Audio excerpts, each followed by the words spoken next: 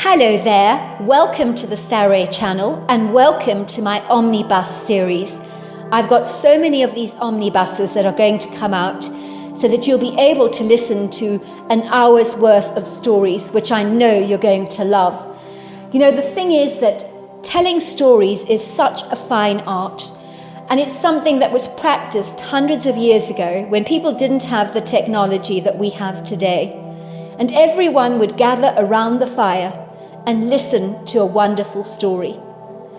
And also, what is so wonderful about a story is that personally, I think it is the best way to go to sleep. Every night when I go to bed, I always listen to stories.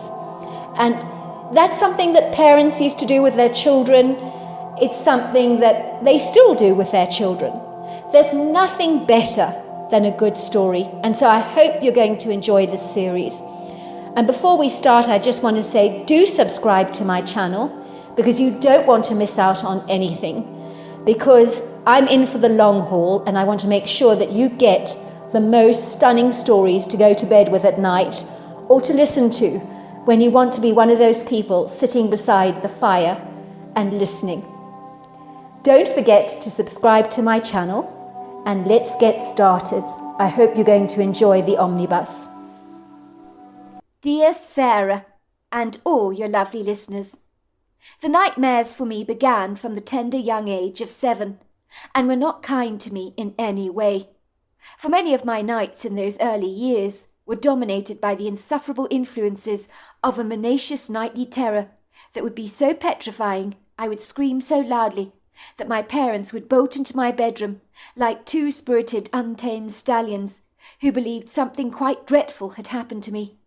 The first time that unfortunately occurred, my mother ran into my bedroom, waving a baseball bat in her hand, while my father, armed with a revolver at the ready, was willing to take on any aggressor that he believed had entered my bedroom at the dead of night with insidious, guileful intent.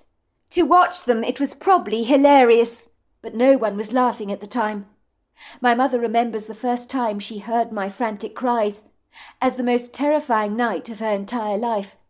As for a mother, hearing one of your children scream out is not an enviable experience. "Chills ran down my spine," she told me. "I jumped out of my bed like a jumping jack, determined to avenge anyone that came anywhere near you. But I did not realize that the aggressor I was taking on was not something I could physically see, for it resided in your dreams, and was not something I could overcome with a baseball bat. It left me feeling so helpless, so uselessly incompetent as a mother." When they entered my bedroom, fearing the worst, they were greeted to a sleeping child that was tossing and turning fitfully in her sleep. Soon they got used to the inauspicious nightly terrors, if you can ever get used to something like that. But like anything in life, even if it is unpleasant, you have to learn to adjust to living with it. They'd shake me so hard to rouse me from my sleep. Indeed, my screams would unabashedly wake up my 2 younger brothers, who were between the ages of 3 and 4 at the time, that would trail into my bedroom in their tiny pyjamas, clutching their teddy bears, crying because they'd been rudely awoken, and my ear-piercing screams had scared them half to death. So they began to howl, and it certainly did not calm them down. So the rising tension in our home grew exponentially, like leavened bread, you could say. When I was in this lucid, dreamlike state, my mother told me I'd be sweating and hyperventilating, oscillating my arms around me and crying out, "No! No!" It was hard to believe that what I was experiencing in my illusory state of mind had not really happened to me, for it had felt so incredibly real. "It's all right, Amelia," my mother would whisper. "It's all right. Everything is just fine. I'm here with you. You were just having a dream. Nothing can hurt you. You're safe now." She'd grab my arm, squeezing it tightly. Sometimes to wake me up, her strategy was to shake me vigorously, or even slap me firmly on the cheeks. And if all else failed, she'd throw ice-cold water on my face. The latter I did not appreciate. I'd sit up gasping in my bed. Both my parents would glance at each other with worried eyes, and then back at me as if to say, "Oh my God, it's happening all over again." They looked like parents frayed at the edges, worn away every night by my incessant nightmares, and my ear-piercing screams that shattered the peaceful silence of the night hours without any apology. My mother said in those early years she aged 10 years in days, and began developing grey hair within weeks of my first nightly terror, and she was only 32 years old at the time.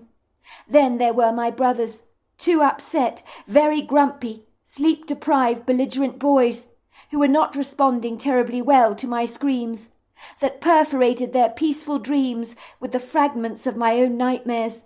It would leave them ruffled up like a pigeon, crying out in terror and running for refuge to the loving arms of my parents, who would have to calm the storm that was brewing in our household with their reassuring, soothing words. So tears were wiped away. Kind, reassuring words were uttered, and warm milk served with chocolate chip cookies that were dished out to us liberally, and the sweet bounty sent us off to sleep, feeling as if our fears had been momentarily soothed. It would seem I was rudely sabotaging the peace in our home by impregnating it with the uncongenial bouquet of my fitful nightmares, a disagreeable fragrance so pungent it seemed to cling to my brothers like silk from a spider's web, and was hard for them to shake off. It was almost as if my fear was like an infectious pestilence, so that my impressionable brothers caught it. So my fears seemed to cross over a bridge from me to them. Ostensibly suggestions can bear roots and blossom, especially in the callow and young. So my brothers began to be plagued by the incessant worry that my monster was after them as well, and they were beginning to see it vividly in their own imaginations. My little brothers went to bed every single night, insisting my parents checked their closet and under their beds to make sure no monster was loitering around. I knew their untamed fears were all my fault. My nightly terrors had spread like a rampant, out-of-control wildfire, and my parents were at their wits' end about how to address a problem that you cannot physically see. When I was born on the 8th of May, 1982, my mother thought she'd got off lightly with me, but how wrong she was about that. She falsely perceived that she was one of those lucky parents that could sleep through the night without me bugging her on my baby monitor by demanding her attention at some ungodly hour of the night. My mother ascertained she was truly blessed in that regard, as her 2 best friends with babies of similar ages to myself tirelessly complained about being woken up at all hours to a screaming baby. So I may have been good as a newly born child, but at 7 years old my parents were getting the sleepless nights that were now long overdue, like an expired book at the library that simply must be returned. "Now you listen to me, sweetheart, and you listen good," said my mother, running her hands affectionately through my brown hair that was soaking from my own sweat. She wiped away the discontented tears that were rolling down my cheeks with a tissue, which she would dab over my face. "There are no such things as monsters, do you understand that? No such thing. You've just got a very good imagination, that's all." "What's an imagination?" I asked her. "It means that you have a very inventive, creative mind. And there's nothing wrong with that, believe me. It's just a problem when you're dreaming, because you see things that aren't really there. And that can be scary, especially when the things aren't very nice. It's like when you draw a picture with your crayons. I might ask you to draw a dog. You could picture the dog in your mind and draw it on the paper. But the dog is not real, is it? Like the monster in your dream is not real. It's the same thing." "But I can't draw anything in my head without crayons. You can only draw with crayons," I asked her, bemused. "But you can, sweetheart, and that's exactly what you're doing. You're scared of what your mind is drawing with the finger of your imagination. Wouldn't it be silly to be scared of something that I asked you to draw, especially if it wasn't real?" "But my monster is real, Mummy. It's got big yellow eyes, and it's staring at me through the trees." "Well, what does he look like?" my mother asked me. "The monster, I mean. Why don't you try and explain what you see to me?" "I don't know, Mummy. I just see black, big black in the trees and big yellow eyes. I know he's there, He's watching me. I can hear his breathing. He's very, very scary. Very big. Of course he is, sweetheart. And anyone would be scared to see that in their nightmare. But try to remember it's not real. Soon the nightmares I was experiencing were so out of control that I heard my mother talking about the issue with my father. Our daughter is traumatized, she told him. Don't be ridiculous, Sandra. Where on earth did you get that preposterous idea from? I don't know, Stephen, but something's not right. Supposing someone's abused our daughter without our knowing about it. You hear stories, don't you, about that all the time? And kids are often afraid to speak up about it to their own parents, in case their parents fail to believe them. What if she's going through something like that? And the nightmares she's having are not about the monster in her dream, but something that's playing out in her real life, under our noses, that we're obliviously unaware of. I've heard about things like this on television before. The mortifying things that happen to our children defy belief. I'd like to remind you, Stephen, there's some weird people out there who are capable of doing, impure things with your kids. I'm sorry, I'm not going to say the word or spell it out to you, but you know exactly what I'm talking about. Oh, Sandy, honestly, where are you going with this idea of yours? Are you suggesting what I think you're suggesting, that someone has been touching up our little girl behind our backs? Is that what you're saying? My mother ran her hands despairingly through her head, in a frustrated gesture. I don't know what to think, Stephen. I really don't. But it's normal to question our daughter's behaviour, is it not? What is not normal is her having so many nocturnal nightmares like this. It's not good for our boys either. They're also sleep-deprived, thanks to Amelia, and they're beginning to believe they're monsters under their beds as well, as if Amelia's monster has jumped over from her dreams to theirs. Her terrors are rubbing off on our boys, who are becoming increasingly skittish. I'm constantly exhausted, being woken up so often by 3 distressed children. And look at you. You're not faring terribly well either. You've got large bags under your eyes. My hair is turning grey before my time, and it's all the stress. We can't carry on like this, Stephen. We just can't. Being sleep-deprived is not good for our health, you know. It's making us all cantankerously cranky. My mother told me the other day that I looked like shit, and she's never said anything like that to me before, I hasten to say. She says she thinks my being a mother is wearing me to the ground. She doesn't know the half of it, said my mother, scrunching up her face. I can't tell her what we go through night after night. It would really distress her. Look, Sandra, kids have nightmares, don't they? It happens. And yes, our 2 boys are very impressionable. But it's just a phrase they're going through. And Amelia will grow out of it, I'm sure. In the meantime, we need to be there for our children when they're afraid, and give them comfort and reassurance. That's all we can do. That's the only thing that any parent can do in the circumstances. I don't believe I ever had nightmares when I was Amelia's age. Not like this, Stephen. This is not normal. I'm telling you, I know what I'm talking about. But how do you know, Sandy? What do you remember about being 7 years old? My guess is you don't remember anything at all. Well, I don't remember much, but that's not the point, is it?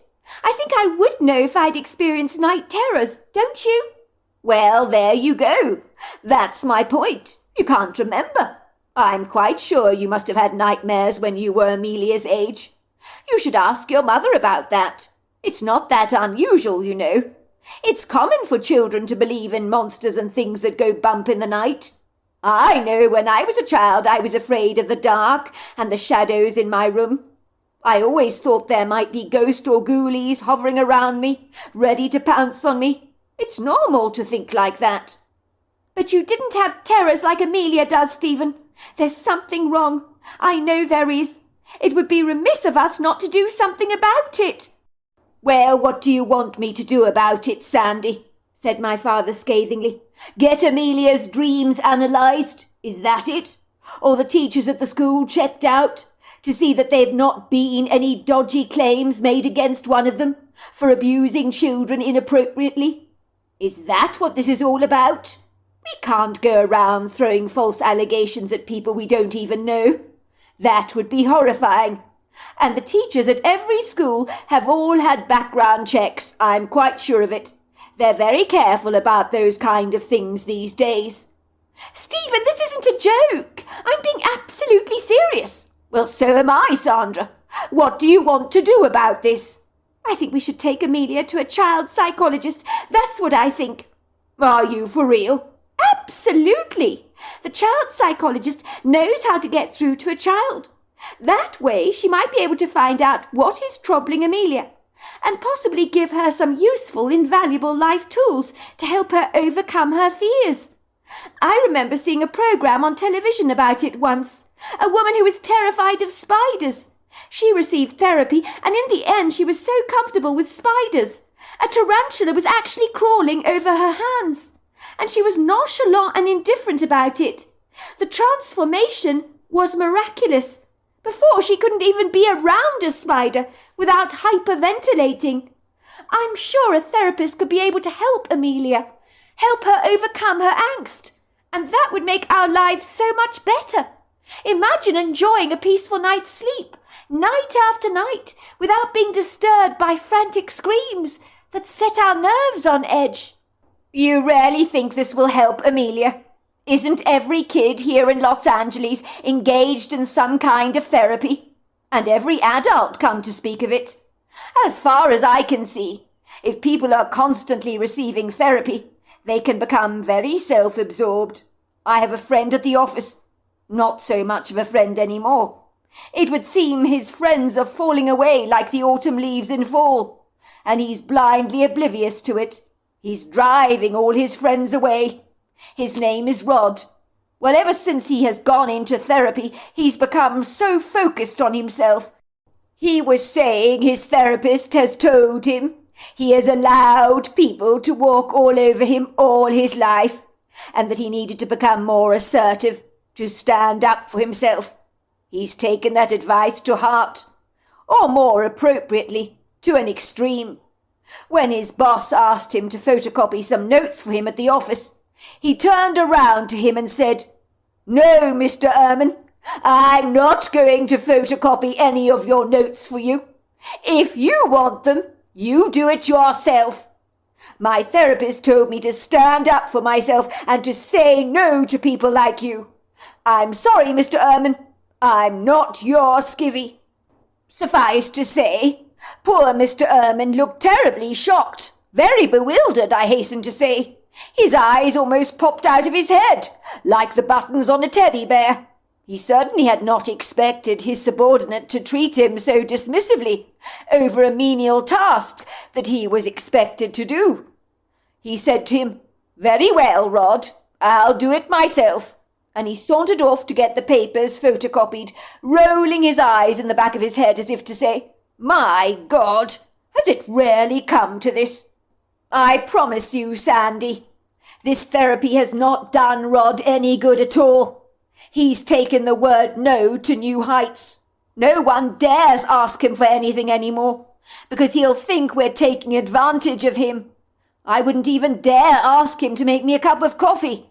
I mean, the other day Elsa in the office asked him to bring her a coffee, as she realized he was going to the kitchen to make coffee for himself. So while he made himself one, he could make one for her as well. Kill two birds with one stone, that sort of thing. You know what he did? He raised his brow objectionately and said, "Why can't you get it for yourself, Elsa? Did God not give you hands and feet to use?" Let's just say the guy has become arrogantly cocky, very opinionated, and get this, he thinks his therapy has done him a world of good. Everyone thinks he's become so prickly, like a cactus you'd like to stay well away from, and his relationships with people in the office have gone seriously awry. So much for his bloody therapy, if you ask me. It's a complete cock-up. Well, good for this Rod fellow anyway. At least he's asserting himself. That's what I say, said my mother defensively. not getting the point of my father's argument. I don't agree, Sandy. I mean, he's taken things a tad too far. Therapy can do that to you. Make you over-analyze everything. Examine everything far too intensely. And when you do that, you pick at your life like the scabs on a wound. And what happens is everything bleeds. Sometimes it's a lot better to just let things heal on their own accord, as nature fully intended them to do.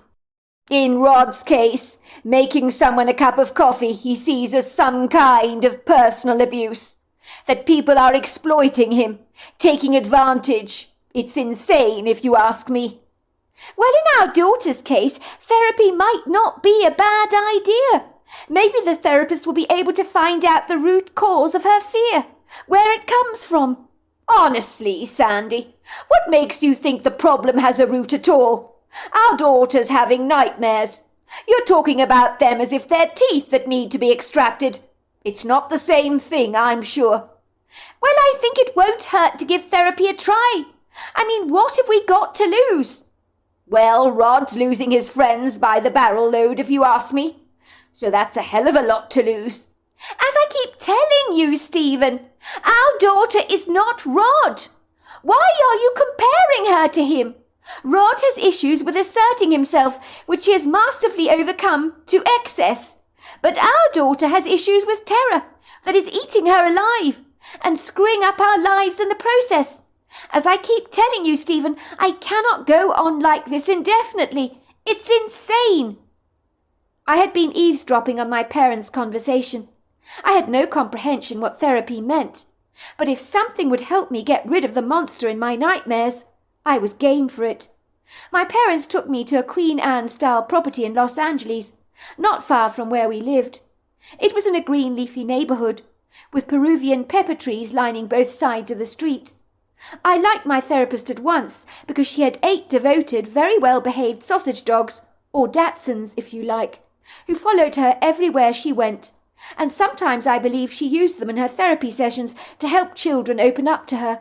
The well-behaved dogs greeted me enthusiastically, wagging their tails, and then they went and lay down in a basket at the far end of the room, and 8 pairs of dark eyes were all pinned on me. But this kind of interested audience I certainly did not mind. "I see you like my Dachshunds, Amelia," she said, giving me a warm smile. "They're one of the most popular breeds of dog in the world, you know." "They're lovely," I said. "I really like dogs." "That's what most of my clients say. But I do have some, you know, that don't like dogs at all." "Don't like dogs?" I asked incredulously. "How can anybody not like dogs?" "Well, some people think they're dirty, don't they?" said the therapist. "But I personally find dog lovers are very special people. So if you like dogs, you must be special as well, Amelia. People who own dogs, they're healthier than people who don't. A lot less stress, they have less diseases, and better immune systems." "Well, I always have liked dogs, and yours are very nice." "Thank you, Amelia. That's very kind of you to say." My psychologist's name was Celeste Bouverine, and the first thing she asked me to do was a drawing of the monster in my dreams. And when she examined the picture, she said, "What is this? Now I can see a pair of yellow eyes here, and a large black mass staring through this dark green foliage, and a stick figure. Who is the stick figure?" "That's me," I said, pointing at the stick figure. "Those are the leaves in the woods, and they're the leaves of the trees. And that's the black monster. He's very, very big, and he's hiding behind the trees, and he's got yellow eyes, and he's watching me, and he's very scary and very big, and he wants to eat me." "How do you know he wants to eat you, Amelia?" "Because when I watch programs on television, and my daddy's always watching wildlife, and you can see the animals when they're looking at you through the trees, they want to catch you, they want to eat you. So I know he wants to eat me." "I'm sure that's not true, Amelia," Even if he is watching you, it doesn't mean he wants to eat you. He could be just very interested in who you are. Have you thought of that?" I looked at the therapist indignantly. Was she for real? I cocked my head to an angle and said, "'Cause everybody knows monsters eat people. Everybody knows that." "You know, Amelia, you can't presume to know what the monster is thinking. He's hiding behind the trees, looking at you.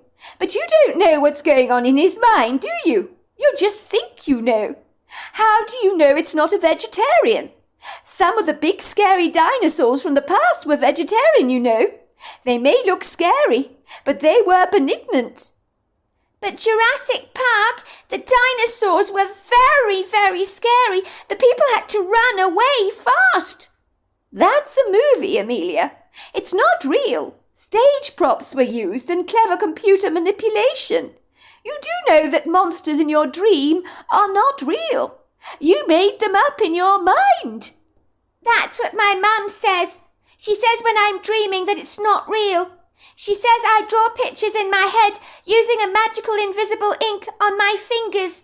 "Well, your mother's absolutely right about that. We need you to understand, Amelia, that the black thing in the tree staring at you is not going to harm you, because for one, it doesn't exist.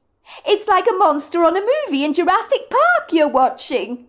The monster can't jump through the television set to grab you, because he's no more real than the stage set that they use for the movie.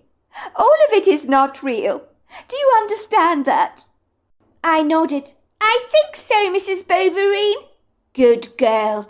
I think we're getting somewhere, don't you? Now I want you to do something for me. I want you, Amelia, to visualize your terror. I want you to picture the monster with the yellow eyes and the black body staring at you through the trees. And I'm going to ask you to follow my finger movements with your eyes. Do you think you can do that for me? And then every time I do this, I want you to tell me how your terror is getting. Is it getting less? Is it getting more? I want you to tell me from a 1 to 10. So if you're very scared, you're going to say it's a 10. If it's not so scary, it might go down to an 8. And hopefully we can get that fear right down for you. I find this works with a lot of my young ladies and little boys that come and see me. It's a very good treatment, and I think you'll find it works for you." The long and the short of it was that Celeste Boverine told my parents that I was a very healthy 7-year-old child, and there was absolutely nothing wrong with me, that I was a highly imaginative child, and that many children my age did have night terrors, but she'd help me to overcome them. But my parents need not worry, as I had never been subject to abuse by an adult of any kind. I cannot really remember how Celeste Boverine helped me, but she did make me visualize the monster with the yellow eyes staring at me through the trees, and used something on me she called rapid eye movement therapy, and strangely the fear began to dissipate. Most of those details have faded from my mind because I was so young. My most vivid memories of Mrs. Boverine were her sausage dogs and being asked to draw a picture of the monster in my dreams. She must have done something right with her therapy. Either that, or my night terrors miraculously completely disappeared on their own accord, which I highly doubt somehow. When I became older, I almost laughed at myself for being so afraid of creatures that don't even exist. But I was in for a rude awakening, and would later realize that maybe my nightmare I'd experienced as a child was indeed some kind of prognostication. 20 years later, my story begins when I decided to go on an art retreat with my very best friend, Nancy Delaware, as I was looking to ameliorate my painting skills that left a lot to be desired. Put it this way, I thoroughly enjoyed painting, but I needed a helping hand to upgrade and optimize my current techniques. Me and Nancy were taking art classes in Los Angeles once a week, but as every aspiring artist will tell you, you need as much help as you can get to improve your craft. This art retreat would mean that we would get invaluable guidance from an accomplished, very well-polished, talented artist. It was Nancy's idea for us to go on this rather unorthodox adventure, which our art teacher had mentioned in passing. We'd been planning to go on a coastal vacation somewhere, but given we both had begun painting as a part-time pastime, Nancy suggested we could learn more about our rapidly growing passion by going on this retreat, and I thought it was a marvellous idea. I was living in Los Angeles at the time. This was where I grew up with my family, on one of those very wide tree-lined streets in Pasadena, San Marino, which is 10 miles from downtown Los Angeles, and nestled below the San Gabriel Mountains. It really is worlds apart from the rest of Los Angeles, as it boasts a plethora of resplendent green scenery. So I grew up with a profound upbeat enthusiasm and zealous passion for the natural world. My parents thought that a painting retreat would keep me and Nancy inspired, engaged, and challenged. "You were always bored on beach holidays as a young girl," my mother reminded me. "You always liked doing things, so I think this atypical holiday is just up your street, Amelia." My father agreed. But my two brothers thought I was as mad as a hatter, wanting to spend a week painting with oils on canvas in an idyllic location. "That's not my idea of fun," said my brother Keegan. "My idea of having a good time is wild parties on the beach at night, and days spent on the beach surfing and playing volleyball." "Well, your idea of fun is not Amelia's idea," my mother had reminded him. The art retreat was being held at a charming, prepossessing homestead in the Appalachian Mountains, which was the perfect setting for still lifes and landscapes.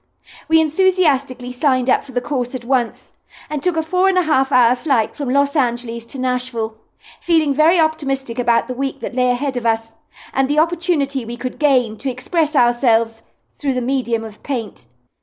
We were picked up in Nashville by a friendly driver who could barely speak a word of English. I'm not exactly sure where he was from, but he did look foreign. When he said, "Welcome to Nashville," it sounded as if he was saying, "Welcome to Mashville." If there were any pluses to having a driver who could only speak pidgin English, he seemed like a competent driver, which was probably why he'd been given the job in the first place. He steadily managed negotiating the dips, cracks, and crevices and high mountain elevations in the road with a proficient mastery that was nothing short of impressive, as some of those sheer mountain passes would have left me shaking in my boots like a quivering wreck.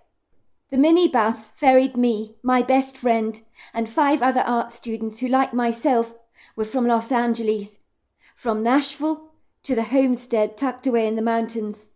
There are no words I can find to possibly describe how magnificent the Appalachian Mountains actually were at this prepossessing time of year.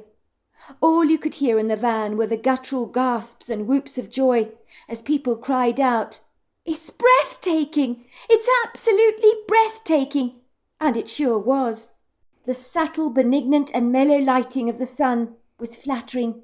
Its gossamer radiance washed over the landscape in a golden glaze, as if everything had been sprinkled in a magical gold dust. The rich autumn colours of late September were gloriously inspirational. The deferential mountains themselves left their indelible, assertive, voluptuous footprints on the horizon, mischievously peeking through a mysterious white foggy curtain of mist that made them appear all the more mystical, magical, and enchanting. The trees, so many of them, ubiquitous in their number, from the maples, the hobble bushes, the pin cherries, the yellow birches, the American beeches, boasted branches ablaze with resplendent leaves in golds, reds, russets, yellows, and ambers. Their untamed, fiery, dramatic colours were meant for oils on canvas, and I could not wait to get this rich, vibrant colour onto my paintbrush and get busying myself with transferring the natural world to my canvas.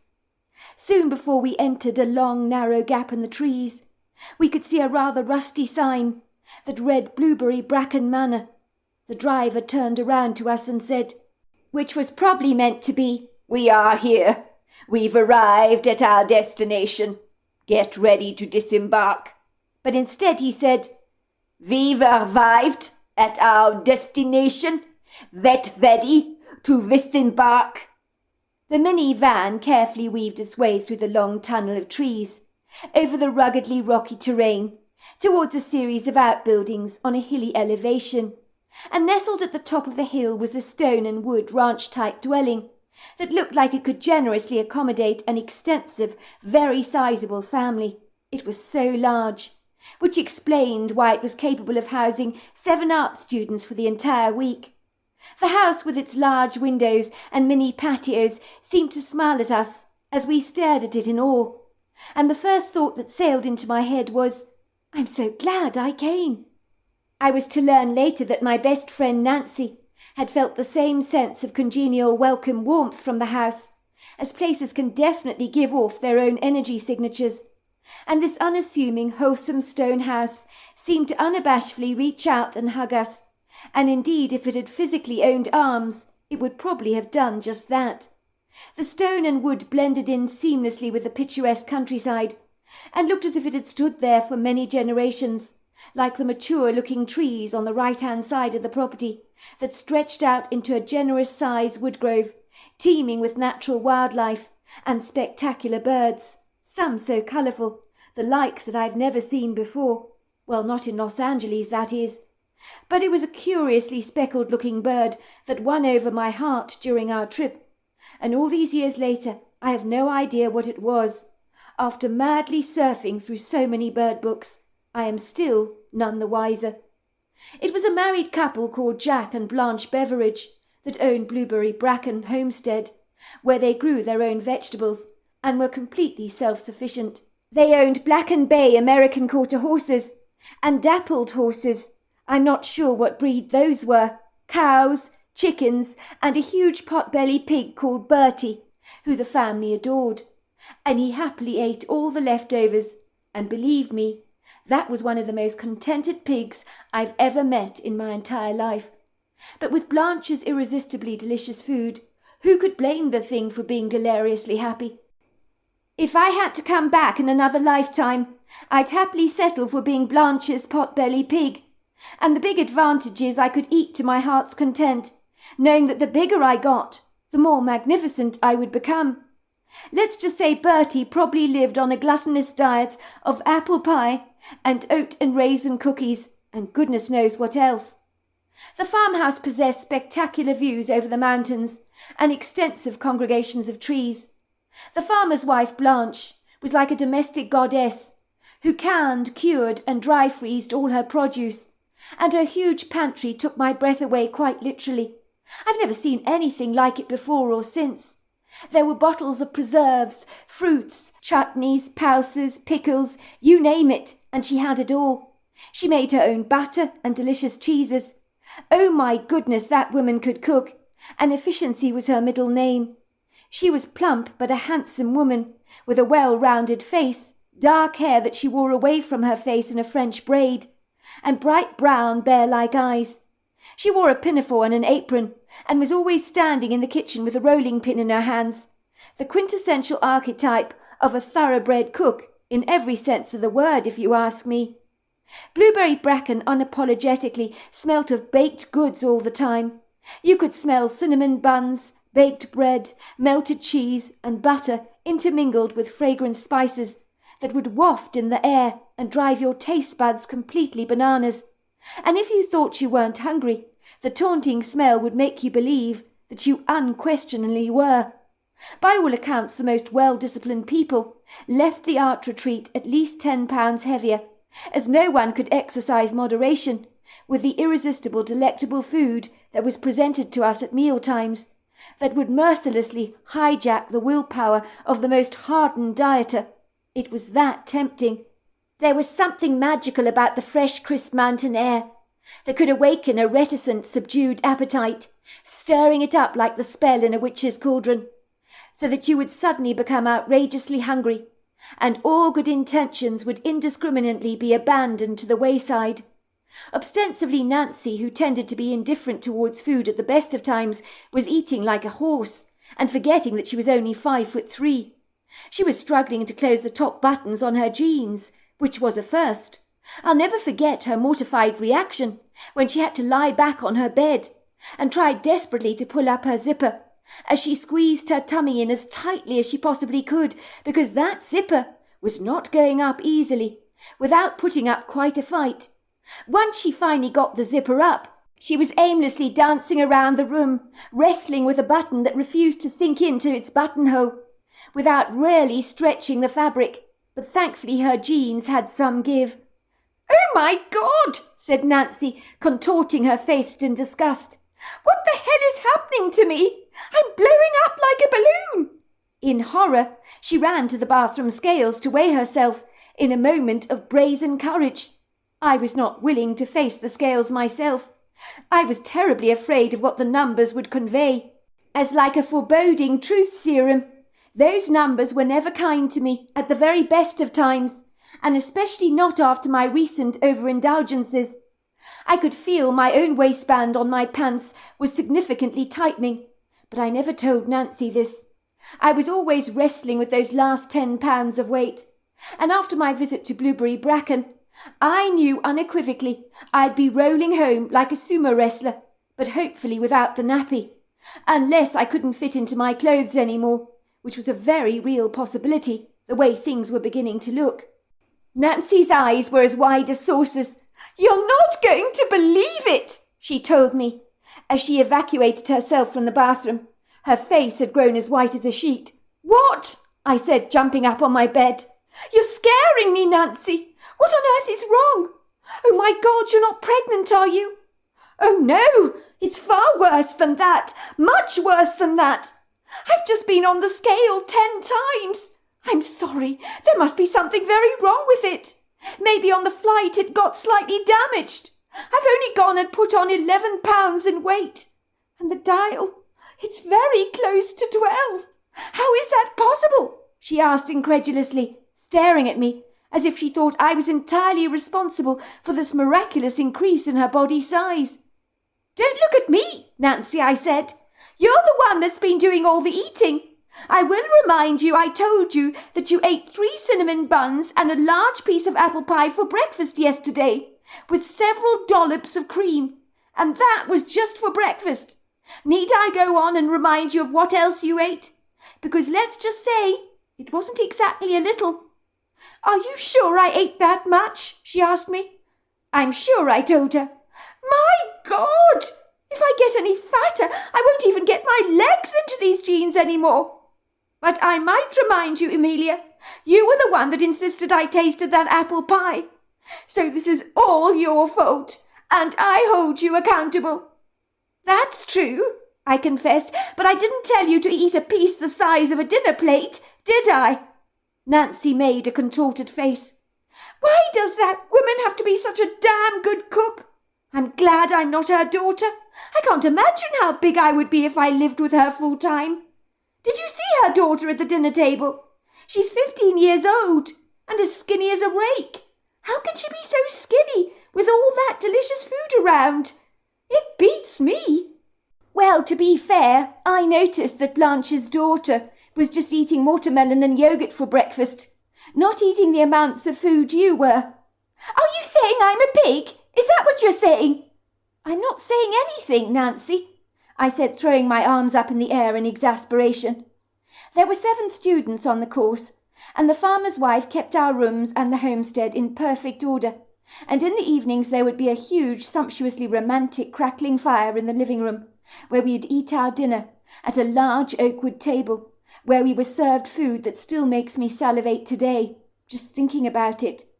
Blanche procured all kinds of wickedly delicious and very hearty southern fare, and her homemade bread, well, it was certainly the cherry on the cake, that was for sure. In my opinion, nothing beats homemade bread. Our art teacher was a man called Philip. I can't remember his surname, but I think it was something like Doherty. Regretfully, he is now deceased. He was quite an eccentric man, with a strong Irish accent, and he dressed like an English gentleman, with a tweed jacket, caramel-coloured chinos, a white shirt, and a very smart-looking cravat. I never ever saw him dress in anything casual, and it was a profound mystery to me that he never got any paint on any of his clothes or fingers. But when he painted, he doggedly ploughed into those paints with an ardent, zestful enthusiasm. He could produce a masterpiece in a single sitting, without even batting an eyelid. I mean, how did he do that? Like any skilled master, he made painting look like a walk in the park, or a cool breeze on a hot summer's day. while the rest of us pottered along with our creations, sometimes wrestling with our paintbrushes in abject frustration. Philip had long old-fashioned sideburns and buoyantly curly brown hair.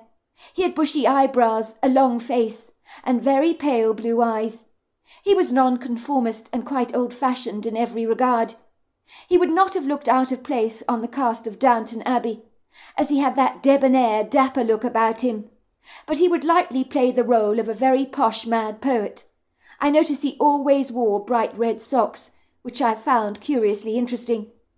The man had a natural flair for art, and he could paint still lifes, landscapes, and contemporary art with an effortless ease, in every medium, from watercolours to acrylics. But Philip said he loved oils on canvas best of all, because of the rich colours. It turned out he was an excellent teacher. I learnt a lot on this retreat, more than I've ever done before in any art class in Los Angeles, and I say that unabashedly. We were taken to the town to visit quirky little shops and restaurants that, much like Philip, appeared nonconformist.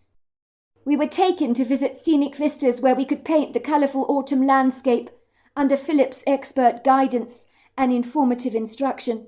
I could see that my work was improving in leaps and bounds, and Philip told me as much, and let me tell you, that man did not give compliments very lightly. I had never met anyone like Philip before. God almost certainly broke the mould when he made him. Let's just say he had an individualistic, romantically eccentric personality, and spoke all about the Irish legends and tales, and all these curiously intriguing stories about the Fae. I would privately laugh and say to myself, nobody believes that, right? But I promise you, some of the pupils held on to his every word, as if it was the gospel truth. He turned around to me when he saw me scoffing and said, "Be careful what you laugh at, young lady. Don't think I didn't see you roll your eyes back then and snigger. I warn you, the universe has a funny way of calling you out if you're a cynic. Something will happen to you if you doubt so much, and it might not be terribly good. So you've been duly warned. As my old grandmother used to say, words are like bullets. They can go off and cause chaos if they're fired in the wrong company. So watch your words, guard your thoughts. I think there's a passage in the Bible that says, watch your tongue, keep your mouth shut, and you will stay out of trouble. I assure you, this is not idle advice. I can tell you a story about what happened to my grandfather in Ireland in that regard, and it's a true story. One day when the family were gathered around the dinner table, one of the dinner guests was talking about the Fae, and my grandfather Thomas, that's what his name was, who was 18 at the time, bellowed with laughter. His face went a beetroot red colour. Tears went flying down his cheeks, he was laughing so much. He was drinking a beer at the time, and was waving it around in his arms above his head, in an objectionable drunken stupor, so some of the foamy discharge was spilling over the sides of his beer glass. He said, "You really think I'm going to believe this baloney? Do I look like I'm a simpleton who's got my head in the clouds? There are no such thing as the Fae. It's just a wild legend that has no bearing on the truth whatsoever. I cannot believe you people believing in all this airy-fairy stuff and nonsense." I gather all the guests around the dinner table went as white as a sheet, and one of the elderly guests said, "I hope nothing bad will happen to you, Master Thomas. I think the Fae will take offence at you laughing at them. They might seek revenge to teach you a lesson." At that my grandfather guffawed all the more. He had stitches in his stomach and almost split his sides from laughing so much. "Ooh," he said sarcastically, "I'm really scared. The little people are going to get me. They're going to get me, and I'm so frightened. Look at me. My heart is beating very fast. Oh, my God, what am I going to do? Please help me," he said, exaggerating the expression of angst on his face. Well, no one expressed any amusement over that dinner table, nor did they utter a single word. but they stared at my grandfather very soberly, as if he was an ignorant, silly little boy, lighting a match that might just shoot up in flames. That night the family returned to bed, feeling somewhat unsettled about my grandfather's rude outbursts about the Fae. They sensed something bad was about to happen, and their worst fears were confirmed. The following morning my grandfather could not be found, but one thing they discovered was a tiny blue hat that would fit the head of a 2-inch doe, lying among his bed sheets, that were totally cold to the touch. Everyone was nonplussed by this very extraordinary discovery, and believed that the little hat had been left in my grandfather's bed to tell us that the Fae were dealing with him for making fun of them. A search was conducted for my grandfather, and for 2 whole months he was never found. Then on one autumn day he returned home, as if nothing had happened. Everyone told him they'd been looking for him. Where had he been? He said he hadn't been anywhere, that he'd just returned from a casual stroll in the woods. He was informed he'd been gone for 2 whole months, but he had absolutely no memory or recollection of where he'd been. The people in the town wanted to show him the blue hat that had been found in his bed on that inauspicious morning when he had enigmatically vanished, but even the hat was gone. Several weeks later, when everyone was gathered around the dinner table, many were drinking, but my grandfather was not. Someone happened to be talking about the Fae, and when my grandfather was asked if he believed in the Fae, he went very quiet and said, "Of course I do. Shh, they might be listening." It would seem even though he had no memory of what had happened to him, he had it seared in his mind that the Fae were real, and he never ever made fun of them again. My grandfather believed the Fae had touched his intuition. The little blue hat was never recovered. But then on the anniversary of his abduction, for 2 years following, my grandfather would find a miniature daisy chain on the pillow of his bed, and he believes that these chains were from the Fae, to remind him, "We are real! Don't make fun of us again!" It would seem that whatever happened in those enigmatic 2 months when he vanished from our world, he had clearly won the Fae around.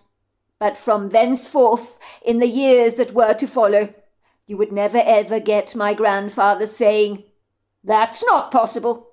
His attitude to the world shifted exponentially.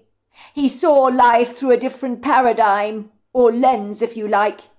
He would say to me, "Son, don't you ever forget it.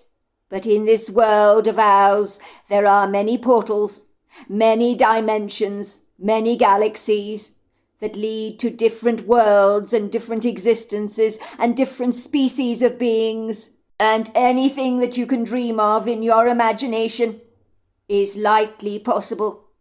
It was ironic his first name was Thomas, as it seems the saying Doubting Thomas very much applied to him, and he was well and truly humbled. The strangest thing of all is the night before he died. He was 86 years old at the time. He told us when he went to bed that night that he loved us and that we would never ever get to see him again. Everyone laughed at him. They thought he was rambling about nothing and said to him, "Don't be ridiculous, Thomas. You're in vigorous good health. Why would you say a strange thing like that?" He got quite short with everyone and said, "I'm telling you the truth.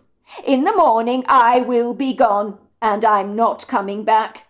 Get this, when we went to my grandfather's bedroom the following morning, he was deceased. Of course we did not know that at first. He looked so at peace lying on his bed. He had died with a smile on his face.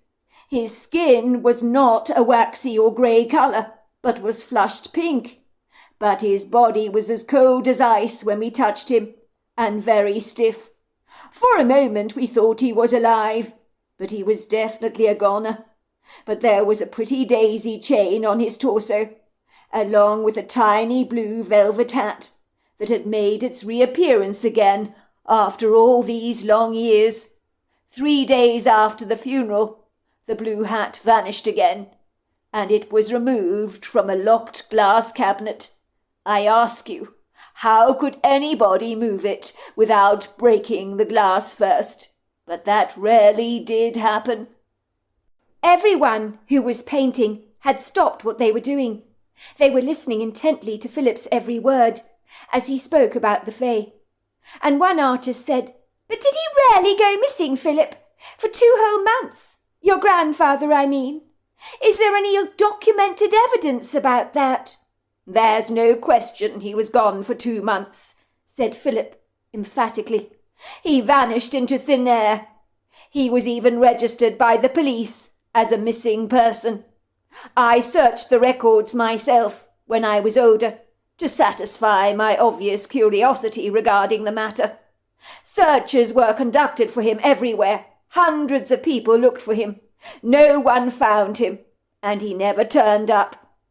The Fae are known for abducting people, usually much younger people than my grandfather at the time, when he was only 18. They're also known for taking babies from time to time, especially babies that have been brushed with something unusual, like being born with 1 brown eye and 1 blue eye. It's known as being touched." "But he did turn up in the end, didn't he? And I think that when he died, the Fae told him he was going to die," said one of the pupils, a girl called Ala. "I mean, after all those years, they discovered the tiny blue hat on his bed, along with a daisy chain. That's so bizarre. And then the tiny hat disappears all over again." While I will admit I thought the story was incredible, I still clandestinely believed it had to be made up. But little did I know, something would invariably happen on this outlandish painting retreat that would make me cross-examine everything I thought I knew about our world, and surreptitiously reflect that maybe Philip was indeed right. The universe was paying me back in kind for being so arrogantly cynical, so blatantly presumptuous, and beyond anything else, insultingly belittling in regards to everybody else's beliefs. And I was possibly causing offence to the Fae. In truth, an apt description of me, if I'm being brazenly blunt about it, was I was behaving just like Philip's old grandfather before he was abducted by the Fae and went missing. A quintessential doubting Thomas, you could say. And look how badly that ended up for him. He went missing for over 2 months, and he ended up with egg all over his face, and that's a mild way of putting it. Then again, can you really blame me? Some things are hard to believe, hard to get your head around, and almost impossible to digest. And besides, isn't it healthy to embrace a wee bit of scepticism in our lives, and not swallow everything up we're told? It's called being discerning, isn't it? That night, as me and my best friend Nancy retired to our conjoined bedroom that we shared together, after having eaten a delicious sizable dinner, Nancy had assured me before we even went downstairs for that evening meal that she was only going to eat salad, and that I should snatch any food away from her if she dared put anything with calories on her plate. She made me promise to give her a hard time, but it was easier said than done. Suffice to say, as soon as a great big steamy golden-crusted chicken and ham pie arrived promptly at the dinner table, exuding a savoury aroma that would make the stiffest of resolves melt like butter, I could see that the battle had been lost. Nancy's eyes grew wide with delight. She looked at me contemptuously and growled. "Don't say anything," she told me, ladling out for herself an enormous portion of pie, and opting for 2nd and 3rd helpings later on. "What is all this about?" asked Blanche, her eyes studying me curiously. "Oh, nothing," Nancy had said defiantly. "It's just Amelia over here. She's got her knickers in a twist over something ridiculous. She won't stop nagging me. You know how it is." Blanche looked rather confused. Her expression said that she didn't know how it was, but she politely did not say a thing. I raised a brow at my friend, with a told-you-so look on my face, but Nancy wantingly ignored me. Then she finally looked at me with glaring eyes and said, all right, Amelia. I'm starting my diet tomorrow, Happy now?" Blanche looked appalled. "A diet?" she said, as if it was a foreign language. "What's wrong with you girls from Los Angeles? All worrying so much about your weight. It's the influences of Hollywood, if you ask me. So ridiculous. Should you not live and let be? Enjoy life's rich bounty?" "It's just Mrs. Beveridge," I tried to explain. "My friend Nancy here is struggling to fit into her jeans." Blanche viewed me through a withering gaze. "That's very simple, dear. It's not complicated. You just buy a larger size, don't you?" I hasten to say that the promised diet never made its appearance on that trip. Nancy's resolve was weak at the knees when it came to Blanche's delicious food. So back in the confines of our bedroom, I asked Nancy what she thought about Philip and his stories about the Fae. "Don't you think it's over the top?" I said. "I'm sorry, but how is one expected to believe in all this stuff and nonsense about the Fae? They're surely just legends." My friend shrugged her shoulders.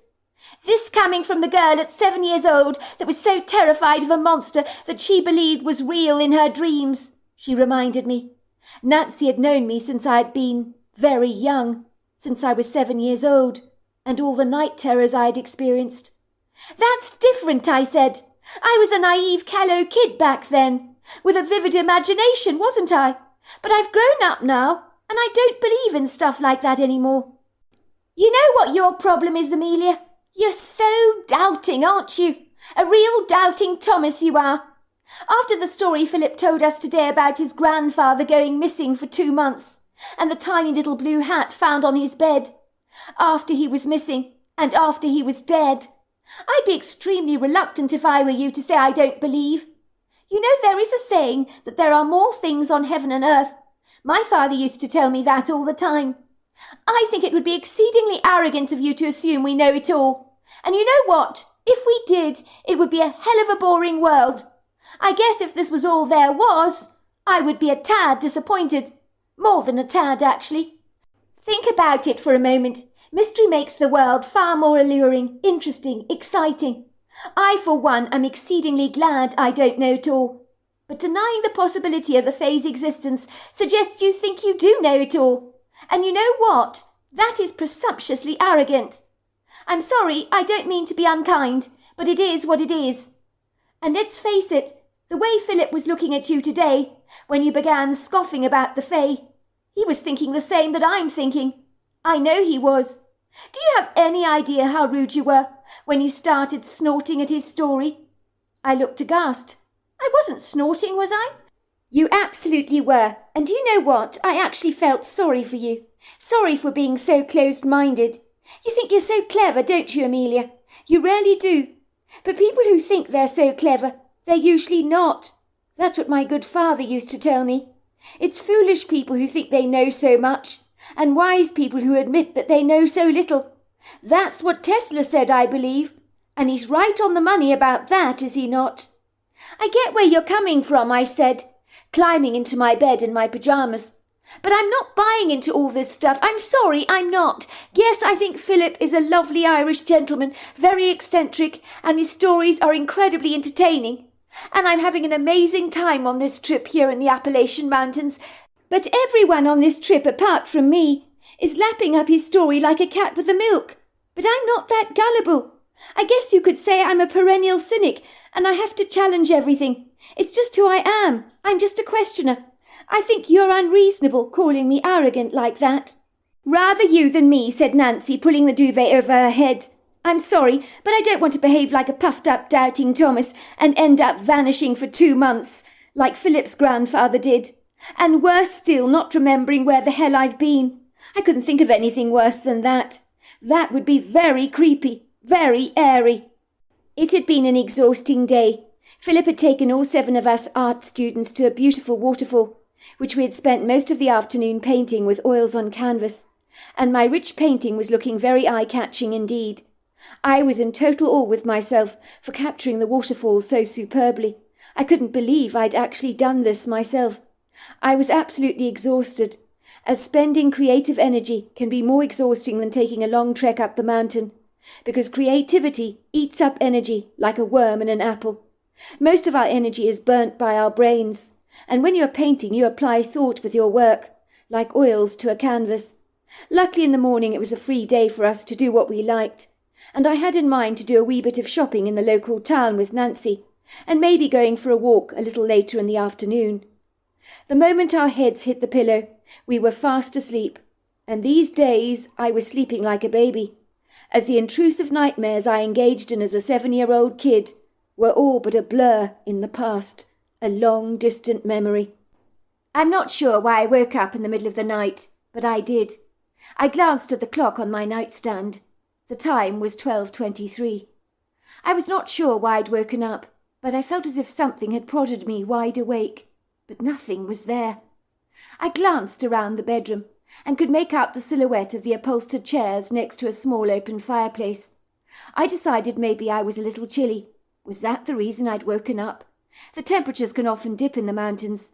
I decided to put on a sweater, as I was a little chilly, and while I was awake I'd answer a quick call of nature. I tiptoed to the ensuite bathroom and quickly emptied my bladder, returning to the bedroom and putting a sweater over my PJs. Now I felt a great deal better. I was a tad warmer. Surely I would get back to sleep very quickly. So I expected to return to bed without being awoken in the night once again by that cold air. That was when I noticed the curtain to the sliding doors in our bedroom was slightly ajar, and it niggled me. If I wanted to sleep in the next morning later than usual, to enjoy the benefits of our free day, it would be nice not to be awoken with the intrusive sunlight glaring through the room. So I hurriedly went over to the curtain, and something made me pull it back to take a look outside. At first all I could see was the dark sky, littered with a plethora of bright silvery stars that glittered in the firmament like diamonds. It was quite a light night. There was a full moon casting its prisms of pearly light over the landscape, but despite its subtle illumination, the trees in the background looked like dense, lofty silhouettes, from which all their distinguishing features had been eliminated. They were like vertical blobs on the landscape. I was staring out at the night for a minute longer, and then something distracted me. What the hell was that? I could see this tall, lofty, humanoid silhouette, built like a gargantuan giant. It was huge. I suddenly felt myself getting rather excited. My heart began fluttering in my chest, as if thousands of butterflies had taken up residence inside of me. No, it couldn't be. Surely not. There was no possible way. Things like this don't exist, do they? Not in our reality. I was reminded what Philip had said to me, to be careful that I did not doubt, as the universe might fight back and teach me a lesson. The figure, whatever it was, had disappeared into the trees, and I was wondering if I'd seen a Bigfoot. But those things, no, they weren't real, were they? It couldn't be. There is no possible way. It couldn't have been a bear, though. This thing was way larger than a black bear and stood up on 2 feet, and it definitely wasn't a grizzly. What the hell had I seen? If I didn't find out what it was, I'd always be wondering and second-guessing myself, and that would bug the hell out of me. I just knew I couldn't return to sleep with this question hammering away at me in my mind like a woodpecker banging away at a trunk of a tree. I needed answers. I needed them now. And this could not wait. I didn't have the patience for all that. And what if I didn't see this thing again? Then I'd never know what it was that I'd actually seen. The moonlight had pronounced its dark silhouette so clearly, and it had looked exactly like I would expect a Bigfoot to look like. And if my eyes had not deceived me, then I needed to see this thing closer up. Over the years there had been cryptozoologists interviewed on various television channels, proclaiming that they believed that Bigfoot existed on our planet for thousands of years, and had been hanging around here in North America, evading public scrutiny. For a long time people never believed pandas even existed, until it was then identified as a genuine species. What I'd seen niggled me now far more than the open crack in the curtain that had triggered my irritation only moments before. But this strange, ambiguous, exciting sighting, however obscure and hazy, under the light of the moon, had been enough to stoke up the embers of my curiosity, and I would never ever forgive myself if I did not go after this thing. I could imagine years later saying to my grandchildren, "I think I saw a Bigfoot once." I could see their bright eyes widening as they asked me, "Well, Grandma, what did you do? Did you go after it? What did you see?" And the abject disappointment on their faces when I told them that I didn't. It would surely flatten me like an iron over a starched shirt. And I would feel as if I'd lacked the balls to chase after something that people have been questioning for years. I mean, if you see a flying saucer in your backyard emitting a green vaporous light, are you simply going to pull the curtains and return back to bed? I don't think so. You'd want to know what the hell was going on in your backyard. What on earth was that flying saucer doing there? It was no different to me. I couldn't do that to my future grandchildren. Deprive them of an idiosyncratic but fabulous story that they could share with their children's children over a crackling fire while roasting marshmallows. I had always been a seeker. I needed answers, and I was going to find them. I had seen something, and I simply had to satisfy my curiosity that was literally burning inside my chest. I mean, how many Bigfoot fans around the world would abandon anything and everything at the drop of a hat to see what I think I'd seen only moments before? Nancy was lying fast asleep in her bed, but I did not care. I wasn't going to spare her the courtesy of leaving her be. Not a chance. She needed to come with me on this nightly investigation. So I shook her vigorously, my impatience sparing her no mercy, nor any polite consideration. For my enthusiasm had shed such convivial niceties. Nancy groaned. "I'm trying to get to sleep." I didn't listen. "Nancy, wake up! You've got to wake up! Wake up now!" Nancy groaned. Slowly she lifted her flopping head from the pillow and sat up in bed, looking rather bemused. "What is it, Amelia? Is something wrong? You're not feeling sick, are you?" she asked, suddenly growing concerned, a furrow developing between her brown eyes.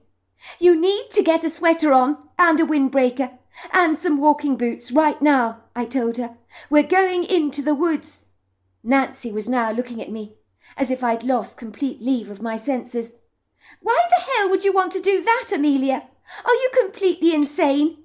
It's cold out there and dark, and you want to go for a walk in the middle of the night in the wood grove? Do you have any idea the time of night it is now?" she said, glancing at the clock on her side table. "Nancy, I've seen something going into the woods. I think it might have been a Bigfoot. We need to go after it. I need to put my mind at rest and find out what this thing is. This thing that I just saw moments before. Maybe my mind was playing tricks on me. I don't know, but I cannot spend the rest of my life wondering what I've just seen outside the window 2 minutes ago. Further down the field, close to the wood grove. You need to hurry up. We've got to go after this thing." Nancy pulled her face. "Let's get this right. You make fun of Philip talking about the Fae, and now you claim you've seen a Bigfoot. Is this the same person speaking?" "That's just it, Nancy. I need to see this, that this wasn't a trick of the light, that I'm not losing my mind, and my mind is not playing games with me." Nancy shook her head very vigorously. "You know, I really don't understand you, Amelia. You are such a cynic. Why do you want to go after this thing? You don't even know if what you saw was a Bigfoot." "Because believe it or not, I don't like being a cynic. This thing, whatever it is, looked exactly like a Bigfoot, but it disappeared so quickly into the woods. But it had a humanoid shape. I just need to satisfy myself that I didn't see what I thought I saw." "You think we can just go into the woods and stumble across this thing you think you saw? It's probably long gone by now, and it probably wasn't even a Bigfoot. My guess is you saw a black bear, and bear encounters are not pleasant. We don't exactly have any bear spray with us at our disposal, do we? And if it was a Bigfoot, we don't know how dangerous those creatures might actually be. Either way, it's nonsensical to go chasing after this thing. Oh, get a grip, Nancy. You're so dramatic. Nothing is going to happen to us. We'll be very discreet." Nancy did not look very convinced, but she knew that I was not going to take no for an answer, and so reluctantly she rose out of her bed, and put on her sweater, her parka, and her walking boots.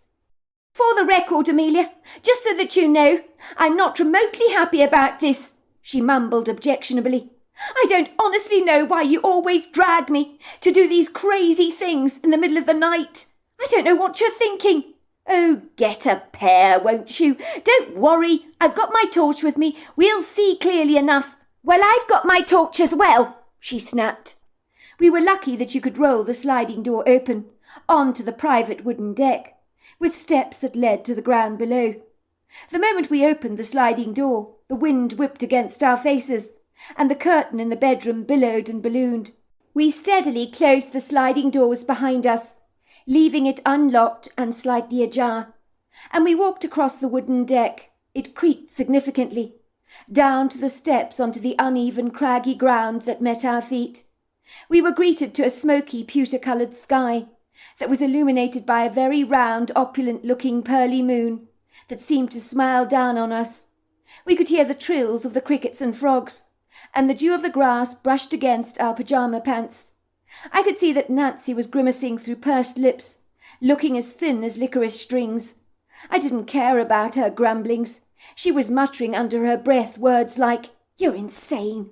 This is madness. This is crazy. It's so dark. I can't believe you're making me do this, and you call yourself my friend. What if there's a predator in the woods?" I grabbed Nancy by the hand, pushing her ahead of me. "Stop dawdling, Nancy. Get moving," I said. Looking back, I was really rather brusque with her, and quite pushy, but I was itching to find out what I'd seen. And you know what an itch is like. You're never satisfied until you've given it a good old scratch. Lucky Nancy seemed to become rather quiet, very subdued. Either that or the sound of the rattling wind had graciously drowned out the noise of her mumblings. We ambled towards the grove of trees, where I'd seen the dark, shadowy silhouette moments before. I could see Nancy's eyes had suddenly grown wide with fear. She really was a scaredy cat, I thought to myself, rather smugly, as if in some way I was immune to fear. Yet I knew from bitter experience what fear really was like. But I failed to feel any sympathy for my friend, but secretly resented her for being so cantankerous. But in truth, I don't think many friends would have been willing to tag down a mountain trail in the woodgrove in the pursuit of a tall, ambiguous, shadowy being. So far as friends go, I was not actually giving Nancy any credit for at least agreeing to come with me, despite her vacillating hesitancy. She told me I never gave her a choice in the matter. Later she would say to me, "You were so pushy, Amelia, so demanding. It wasn't because I was being a loyal friend to you, but you looked like a grizzly bear in your resolute determination. I was more afraid of you than venturing into a dark woodgrove in the dead of night." Before long we were stealthily walking, with a cautious attention, a foxy furtiveness, down the earthen trails, where rocks jutted precariously out of the ground. Gnarled roots stretched out their knobbly, bony limbs, with a haughty presumptuousness. The woods were heavily furnished with verdant, lacy ferns, shade-loving plants of all kinds, all caught up in the shadowy abyss. It was dark in the forests, but cracks through the trees allowed prisms of silvery light to dance on the forest floor. But the trees that surrounded us on every side were densely dark, thick, very bushy. It felt oppressive, a little like being on a field, and the cows are closing in on you from every side. Only this was 1,000 times worse. The outlines of the trees scribbled on the background in an inky charcoal were menacing. They charged the atmosphere with an ill-mannered, hostile sense of foreboding. It didn't help that the leaves rustled, boughs swaggered, and trees whooshed, groaned, and rattled, as the wind seemed to punnel not only them, but our clothes as well. And occasionally an unseen branch would seemingly grab us, scratching us rudely, so that you felt as if a bony, skeletal, ghostly hand was dragging you down into the treacherously deep, insidious hollows of the earth. Our feet clobbered the ground, pressing the recently fallen leaf litter under our feet, and then very suddenly my world began to spin around and around and around. I found myself in the very spot where I'd experienced my nightmare as a 7-year-old girl. Everything was the same. The fauna, the flora, the ambience. Every tree that I could not see. Every sound that I could not hear. The feeling of the air whipping against my face, and the woodland smells of moss intermingled with wild jasmine on my nose. Suddenly everything in the forest changed. Absolutely everything. The forest became stiffly mute, as if it was holding its breath. The only sound I could hear was the rambunctious beats of my heart, booming, and faster and faster and faster it went. Every hair on the back of my neck was standing up on edge. I began to break out in a hot sweat, as if I'd suddenly developed a very high fever. I felt as if the ground was going to swallow me whole, like a whale. I could feel my legs crumbling beneath me, my feet almost wobbling unsteadily, as if they were struggling to gain purchase. And then I saw what I'd seen in my dreams as a 7-year-old girl. The blazing yellow eyes staring at me through the curtain of foliage, the tall lofty silhouette, the huge black blob behind the trees. Suddenly my curiosity dwindled, hijacked by an overwhelming terror. I found myself like that 7-year-old girl, caught up in an insidious nightmare. My breath had been sucked right out of me. I screamed. My crumbling legs appeared to gain new strength, as a powerful adrenaline jolt boosted my energy. I began to hightail it as fast as I could back to the house, my ankles twisting, my legs heavy and cumbersome, my feet tripping over roots and lifting up wet leaves. As I got closer and closer to the farmhouse that was draped in a soft moonlight, something reached out to grab me. I screamed, closing my eyes. I began fighting and kicking for dear life. I was certain the monster from my nightmares had grabbed me. Then I heard a voice. "Calm down. It's only me. I'm not going to hurt you." To my surprise, I looked up to see the face of Jack Beveridge staring down at me. I don't know who was more surprised, him or me. Moments later, Nancy arrived on the scene. She had run out of the woodgrove and was breathing heavily, and she looked terribly annoyed. "What did you leave me in the woods for?" she asked me. "Is this some kind of a practical joke? Because if it is, I'm not laughing. You know I'm scared of the dark. How could you just run off like that? It freaked me out." "You didn't see it?" I asked her, trembling. "See what? What are you talking about?" "The yellow eyes, looking at us through the foliage, the big blob of black behind the tree, watching us. Surely you saw it." "I didn't see anything of the kind, but I did hear you screaming like a banshee and hightailing it out of the woods as fast as you could. You practically gave me a heart attack, Amelia." "I don't know what you two girls are on about," said Mr. Beveridge. "I thought I heard a noise outside the house, so I went to investigate. It seems I must have heard the two of you ferreting around. The last thing I expected to see was two young women gallivanting around the woods in the middle of the night. It's not safe, you know. There are things out there. Now come along inside, and I will get the wife to prepare you a hot toddy. For the record," he said to me, "a lot of animals give off a yellow eye shine in the dark, you know. But if you're not used to this part of the world, you might not be aware of that. And going out there in the woods at night is a hell of a frightening, especially if you're not used to it." Jack Beveridge, like his wife, was a lovely man. I felt embarrassed that I'd caused such a commotion, and raised him out of his bed, on my fortuitous pursuit for an ambiguous creature I thought may well have been a Bigfoot. What the hell was I thinking? Mrs. Beveridge had woken up, and was wearing a nightgown over her pyjamas.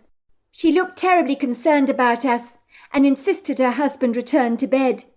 Soon Mrs. Beveridge had made us hot cups of cocoa with marshmallows on the top, and she sat at the kitchen table, looking at us through earnest eyes. "What is all this about?" she asked us curiously. "You, my dear," she said, looking at me with a worried glint in her eyes, "look like you've just seen a ghost. Are you sure you're all right?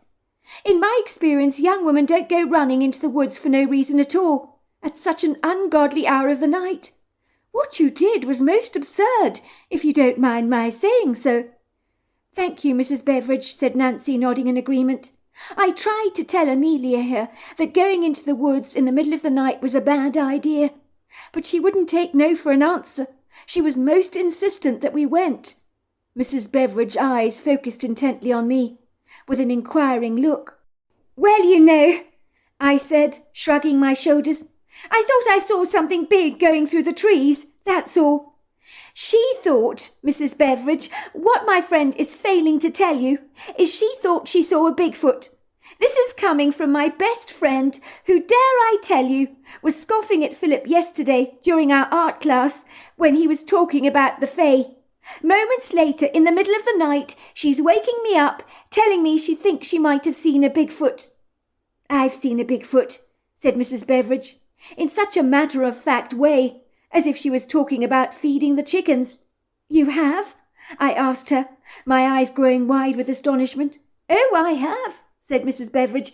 "Of course my husband will not believe a word of it. But I saw the Bigfoot close up, and so how could my mind have been playing tricks on me? But try telling that to my husband, will you?" "Your husband sounds just like Amelia here," said Nancy with disdain. "Amelia will never believe anything until she actually physically sees it. She's always been like that, and it drives me insane. The only reason she's considering that Bigfoot might actually be real is because she thought she saw one tonight, disappearing into the trees. That's why she insisted on following it into the grove, and got freaked out when we were in the woods, as a nightmare she had as a kid came springing back to life, like a bad omen for her." "How extraordinary," said Mrs. Beveridge, running a hand reflectively through her long brown hair, that was lying in a long curtain around her shoulders. "What's extraordinary?" asked Nancy. "Well, the same thing happened to me, after I saw the Bigfoot. I went chasing after it into the woods, I was so intrigued. You'd think I'd be apprehensive and very fearful, but nothing of the kind. On the contrary, I was fascinated, totally and utterly intrigued by the creature. It had such an outer-worldly energy about it that drew me like iron filings to a magnet. I couldn't help myself. I just had to run after it. I didn't think of the ramifications, of course. I just ran." "See, Nancy," I told her, "I'm not so crazy after all, running after that Bigfoot. It seems it's a natural response." "What happened?" I asked Mrs. Beveridge. "Won't you tell us your story? I'm so intrigued." "Well, it was summer, and oh my gosh, it was a sweltering hot day. I had the kitchen door which leads on to the deck wide open, so the air could come into the kitchen, and there was, thankfully, a cool breeze blowing. Try cooking on a hot day, when the temperature is soaring hot.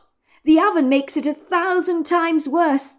I'd been making a plethora of apple pies, and the cinnamon and apples permeated the entire kitchen.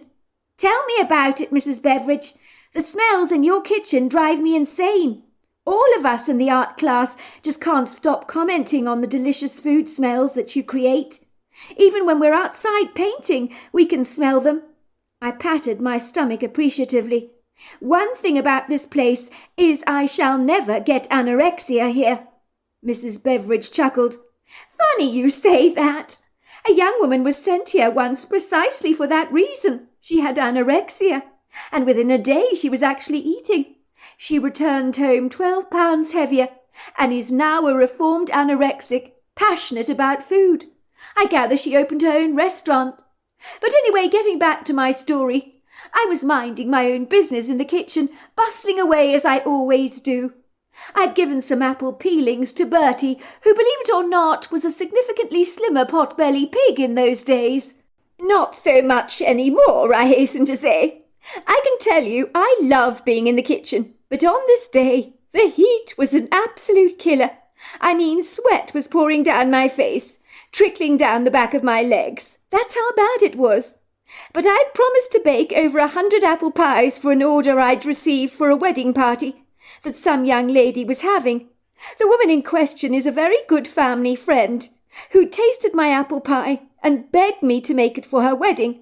I didn't feel I was in a position to say no to her, but I was seriously beginning to regret doing so, for making 100 apple pies in hot weather is insufferable. Anyway, I'd placed apple pies on the table on the patio to cool down, and was constantly going outdoors to count them. At that time I had 75 completed, but there was still more to go. I shook my head. Mrs. Beveridge, that's incredible! 100 apple pies! In a dreadful heat wave! You really are a domestic goddess. Well, I don't know about that, but it's very nice of you to say so, Amelia. Anyway, I was going out onto the patio to put out a couple more steaming apple pies on the table, which would now make the number 77. I was holding one of the steaming pies with oven gloves, about to put it on the table, and that was when I saw this tall, lofty Bigfoot standing over my table, examining the apple pies.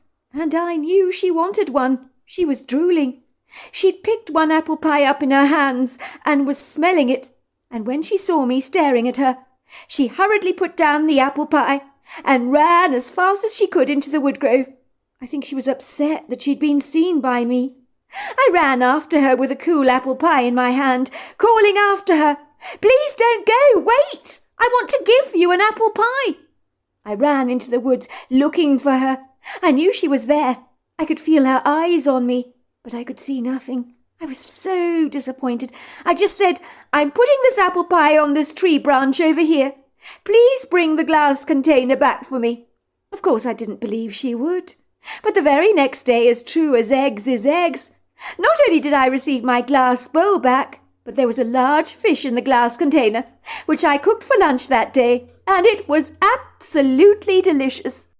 "You know what I think, Mrs. Beveridge," I said. "I think your apple pie smells wafted all over the countryside. And the Bigfoot, well, she just couldn't resist, could she? These days I often go to the woodgrove, especially when I make apple pies, and I leave one for her.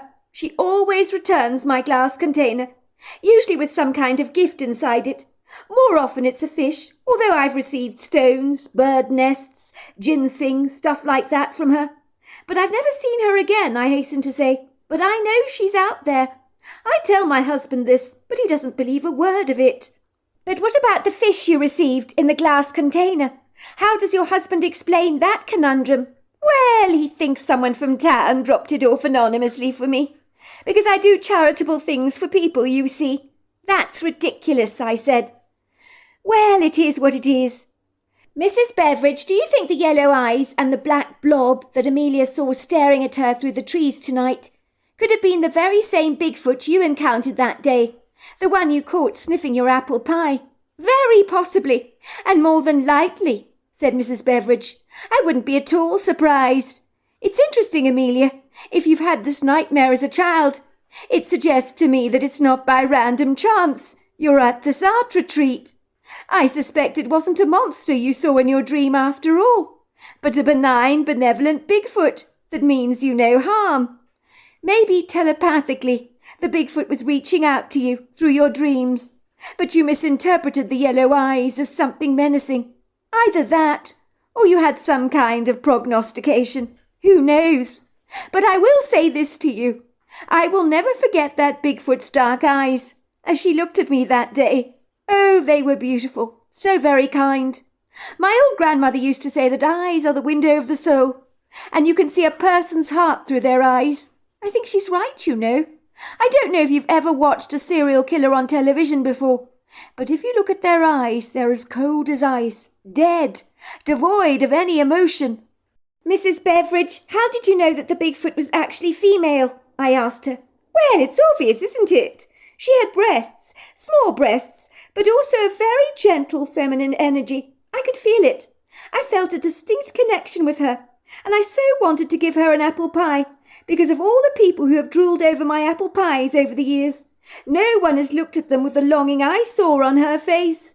"Do you think, Mrs. Beveridge, that the Bigfoot would have pinched one of your apple pies if you hadn't been looking?" "Well, I sincerely hope she would have done so," said Mrs. Beveridge. "I mean, if she lives here on this estate in our woodgrove, I'd like her to think she was an extension of our family, like Bertie, the hens, and the horses." "Wow, that's an incredible story." "I tell you what," said Mrs. Beveridge, "now I cannot make any promises to you. I wish I could, but I'm not psychic, so I'm not sure if this would even remotely work. But I will give you an apple pie to take into the woodgrove tomorrow. Who knows, maybe the Bigfoot will show herself to you. I sincerely hope she does. I can't help thinking if you kept having that extraordinary nightmare as a young child, that maybe you shall encounter her. Although if my husband was to hear me now, he would say I was borderline insane. We finished our cocos and went to bed, but Nancy was like a dog with a bone. She wouldn't let it go that I had abandoned her in the woodgrove in the dead of night. How could you, Amelia? Some friend you are. I told you I was scared of the dark, and you just bogged off without a by your leave. I could feel my blood boiling. Nancy, I didn't bloody leave you. And I wasn't being deliberately mean. I left you. I was freaking out. I was so scared. Can you not appreciate that? When you think you're being pursued by something, you run away, don't you? You don't stop and think, hold on a moment, is my friend all right? Your survival instincts kick in just like they do for a deer when they're being pursued by a mountain lion. I still think you were inconsiderate, Amelia. The following morning, me and Nancy awoke from our beds with vigorous appetites, as we could smell bacon permeating the air. Nancy groaned. "Oh, my God, that smells good," she said, looking at me beseechingly. "I'm sorry, but I'm famished, Amelia. And guess what? If I waddle out of this place like a duck, I don't actually care.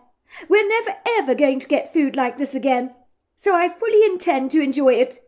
The diet and all the lettuce leaves can wait for Los Angeles." There was only one problem. Nancy found that morning that she couldn't get the zipper up of her jeans at all, even as she tugged and stretched the fabric as hard as she possibly could. It would seem the zipper had come apart in her hands and was dangling in her fingers like a silvery ribbon. I burst out laughing. I couldn't help myself. It was so funny. But to be fair, my laughter sounded more like a witch's cackle.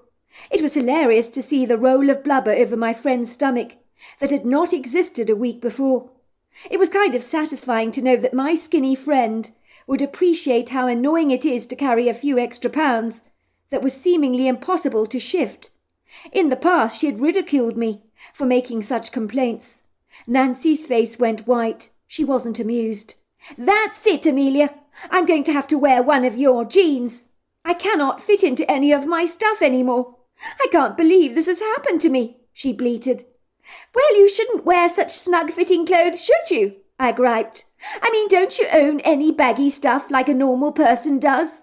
The laughter on my lips faded when Amelia slipped into my jeans with effortless ease, and worse still, they were baggy on her, which made me suddenly feel conspicuously large. I had to remind myself that Nancy had always been naturally thin, while I, on the other hand, had always been slightly overweight, or plump if you like. Still, it wasn't a pleasant sight to see her swimming in my clothes. When we went down to breakfast with the art students, Mrs. Beveridge showed me the apple pie she'd baked for the Bigfoot. She had a big warm smile on her face. Blanche Beveridge was certainly one of the nicest people you could ever hope to meet. "As I told you," she said to us, "I'm not sure you will see our Bigfoot friend. She's desperately reticent, but who knows? It's worth a try, is it not?" Much as me and Nancy were thoroughly enjoying the art retreat and the instruction that we received from Philip, it was great to have the day off to do our own thing. In the morning we went to the town to buy souvenirs and all kinds of little trinkets for friends and family.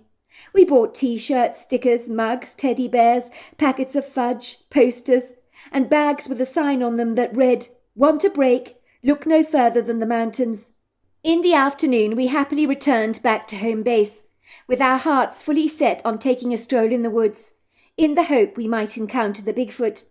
I began to believe the terrifying yellow eyes I'd seen the previous night, staring at me through the trees, may well have belonged to the Bigfoot, the very creature I observed from the bedroom window, and stealthily followed into the woods at the most obscene hour of the night, dragging a very reluctant Nancy with me, who was still struggling to forgive me for abandoning her in the woods.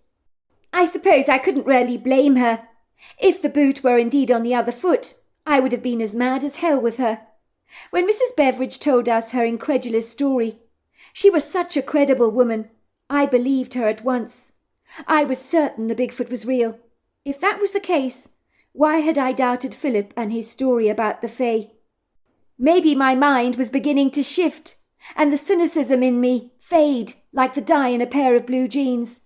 On this pleasing autumn afternoon, serenaded by a rich kaleidoscope of golds, ambers, russets and reds, where sculptural branches were swathed in resplendent finery, and a soft light slipped delicately through the trees, powdering the landscape in a subtle illumination that peppered the forest floor like a disco ball of moving light.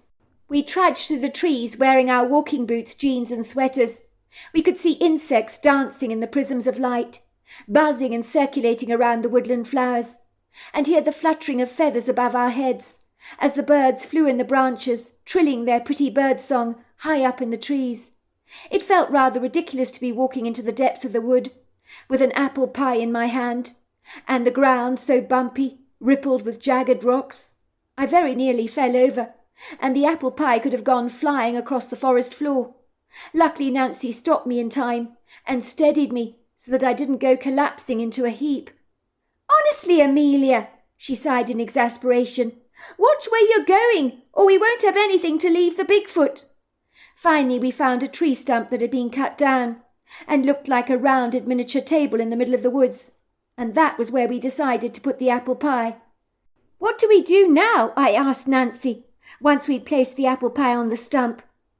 "We should whistle," said Nancy. "I think that might get the Bigfoot's attention. Maybe we should even knock on a tree. I heard Bigfoots respond to tree knocks." "Well, how do you know that?" I asked her.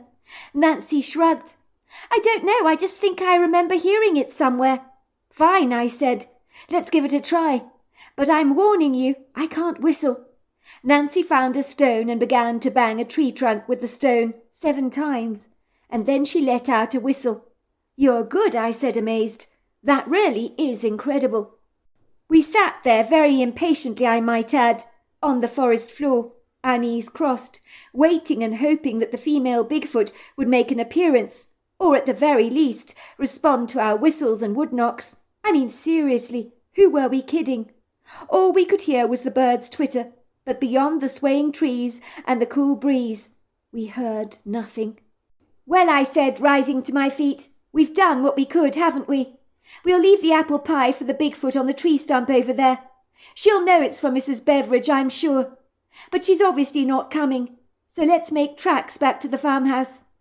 I could feel the disappointment welling up in my chest, but I knew Bigfoots were naturally evasive and reticent. What made me think for a single moment that I was so special that one would make its appearance known to me? Then all of a sudden we heard 7 tree knocks and a very distinctive whistle. We also heard thunderous feet moving through the woods, like something of a sizable weight that was walking towards us. "Shh! Shh! Listen, Nancy," I said, raising my fingers to my lips excitedly. "Did you hear that?" She nodded. I did. Then all of a sudden everything went still. As the woodgrove held its breath, the forest became mute. I knew the Bigfoot was there. I could feel her powerful energy, sense her eyes watching us. But it was so infuriating because I failed to see her. But I knew she was hiding in plain sight, so my eyes refused to give up on her. I was resolutely determined to find her. I knew that I knew she had to be there. I was about to give up when this gargantuan blob of cinnamon brown moved behind a tree trunk so quickly. But I knew what I'd seen, so my eyes pinned in on that spot with a tunnel vision. And then I saw her, as did Nancy. She stood there, majestic, imposing, lofty, easily over 8 foot tall, 600 to 700 pounds, with long flowing hair, small breasts, and overlong arms. She possessed the most benevolent, but the kindest brown eyes I have ever beheld. And in their depths I saw an outer worldly intelligence, as if she could read my intentions, my thoughts, as if she knew all about me, more than I could have ever imagined. The next thing I knew, the Bigfoot spoke to me. Her attention was directed towards me and not to Nancy, and the words she spoke were foreign, but I knew exactly what they meant, as absurd as that may sound. "Gilaquina holikolobansi." So here you are, after all this time. I didn't think you would see me. as you have so much doubt in your heart, don't you? But yes, I'm real, and thank you for the apple pie you brought. Gilati kakwina, hasikali no kolobo, si fasha. If I was in any doubt that she had said it. Nancy affirmed to me those were her direct words. The Bigfoot retrieved the apple pie from the tree stump, her eyes brightening as she lifted the glass container to her nose to smell its delicious aromas. She said to us, Gilatwina ogolasinakwa. I'm sorry, I don't share. This pie is too good. Don't worry, I said, it's yours. I could swear she gave me an amused wink. She nodded her head towards us, then disappeared from our sight, moving with such a seamless grace as she swung her arms backwards and forwards. I believe she was testing me to see if I had bypassed my doubting skepticism. It was only because I had faith in seeing her that my faith was subsequently rewarded. Even if it was so brief, I was ever grateful, knowing how exceedingly privileged I was to have such an outlandish encounter with such an extraordinary creature who was undoubtedly human in every regard. I think my art teacher Philip was right. The universe had taught me an invaluable lesson. Don't be so presumptuous about what you believe. Ostensibly since then I've paid close attention to that sagacious advice, and have been reluctant to not approach things with a more open mind. When we told Mrs. Beveridge that we had encountered the female Bigfoot, she was terribly pleased. Oh, I'm so glad you saw her.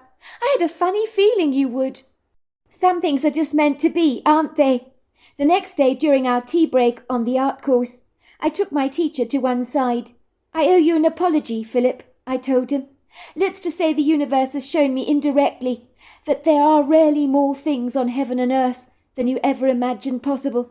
I'm glad to tell you I'm beginning to believe your grandfather's story about the Fae, and that it may well be true. Oh, but it's true, Amelia, said Philip. Why would I make something up as efficacious and momentous as this, if it were not? Suffice to say he didn't seem surprised by my candid confession. I thought you would be chagrined in one way or another. The Fae have their prodigious tools to work on the diminished to our mute of mind. Whatever happened to change your acumen can only be a good thing.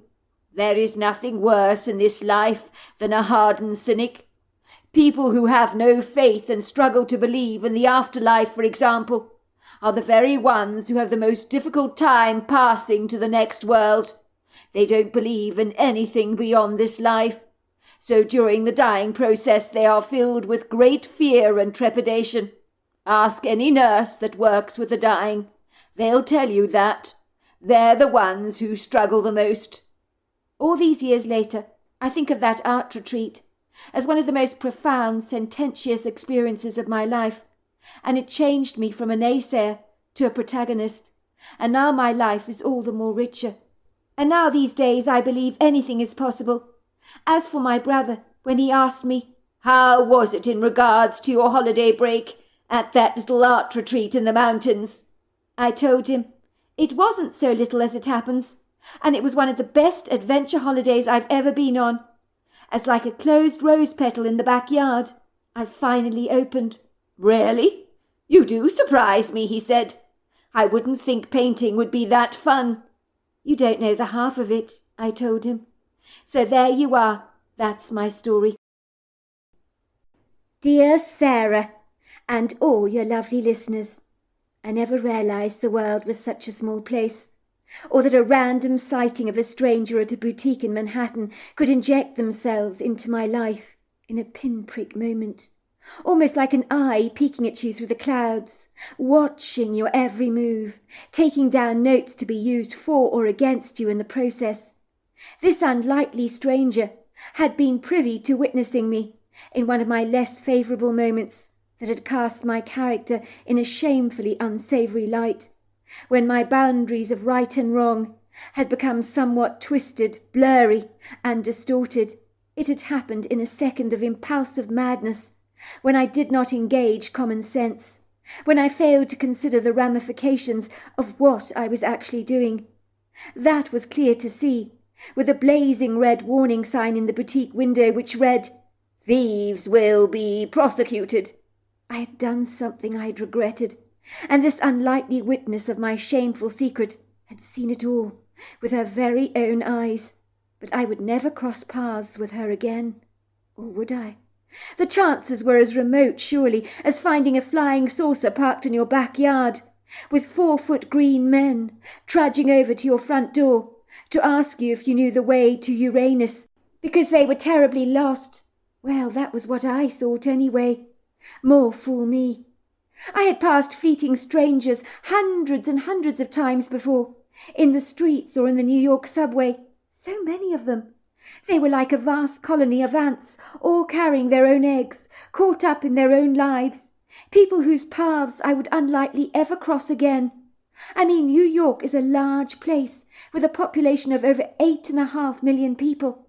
Let's just say it was one of those inauspicious, red-handed moments in your life that you think you can brush under the carpet and pretend never happened to you. We all have secrets about the moments in our lives that we're not terribly proud about, when we might have accidentally thrown a ball through our parents' front window, smashing it to smithereens, pinning the blame on the neighbour's kids, or when we slipped out in our parents' car in the dead of night and pranged one of the side panels, leaving behind a significant dent, or when we accidentally tipped over the coffee onto our brother's computer and feigned surprise when our brother tells us about the unfortunate spillage that has completely damaged his computer. Why would anybody know my secret? A swift, unfortunate, fortuitous second in time, when I had lost my bearings. It was certainly not a secret I revealed to anyone I knew, not even to my very best friend. As such was the shame about what I had done. By all accounts, some ugly things you may have done with much remorse can seep through the cracks, reminding you of your iniquity, like a dog's nose being thrust into its vomit after it's hurled up the contents of its stomach over the living-room floor, so that the beleaguered secrets of its ingestion are so clear to see.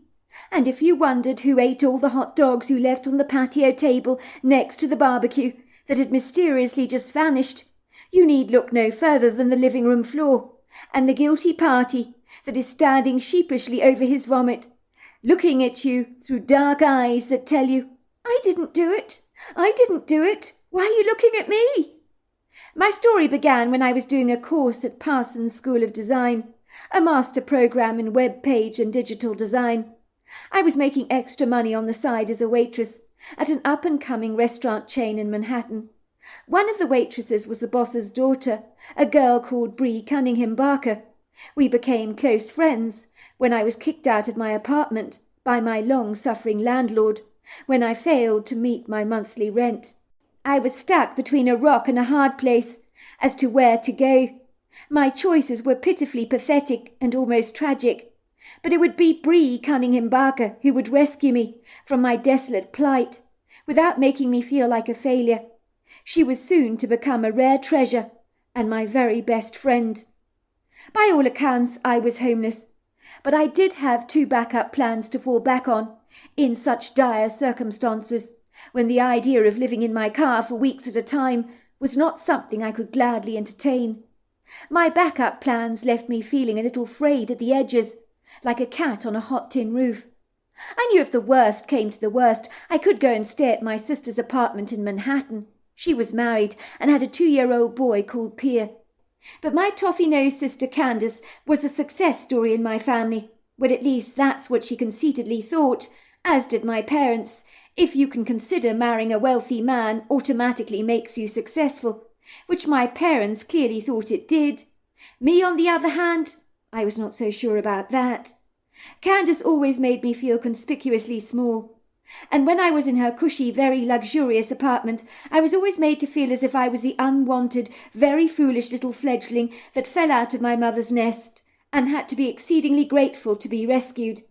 My sister had sailed through life over smooth seas without a single dark cloud in sight, and a dewy sky that graciously always invited rainbows, bright sunny days, and wistful starry nights.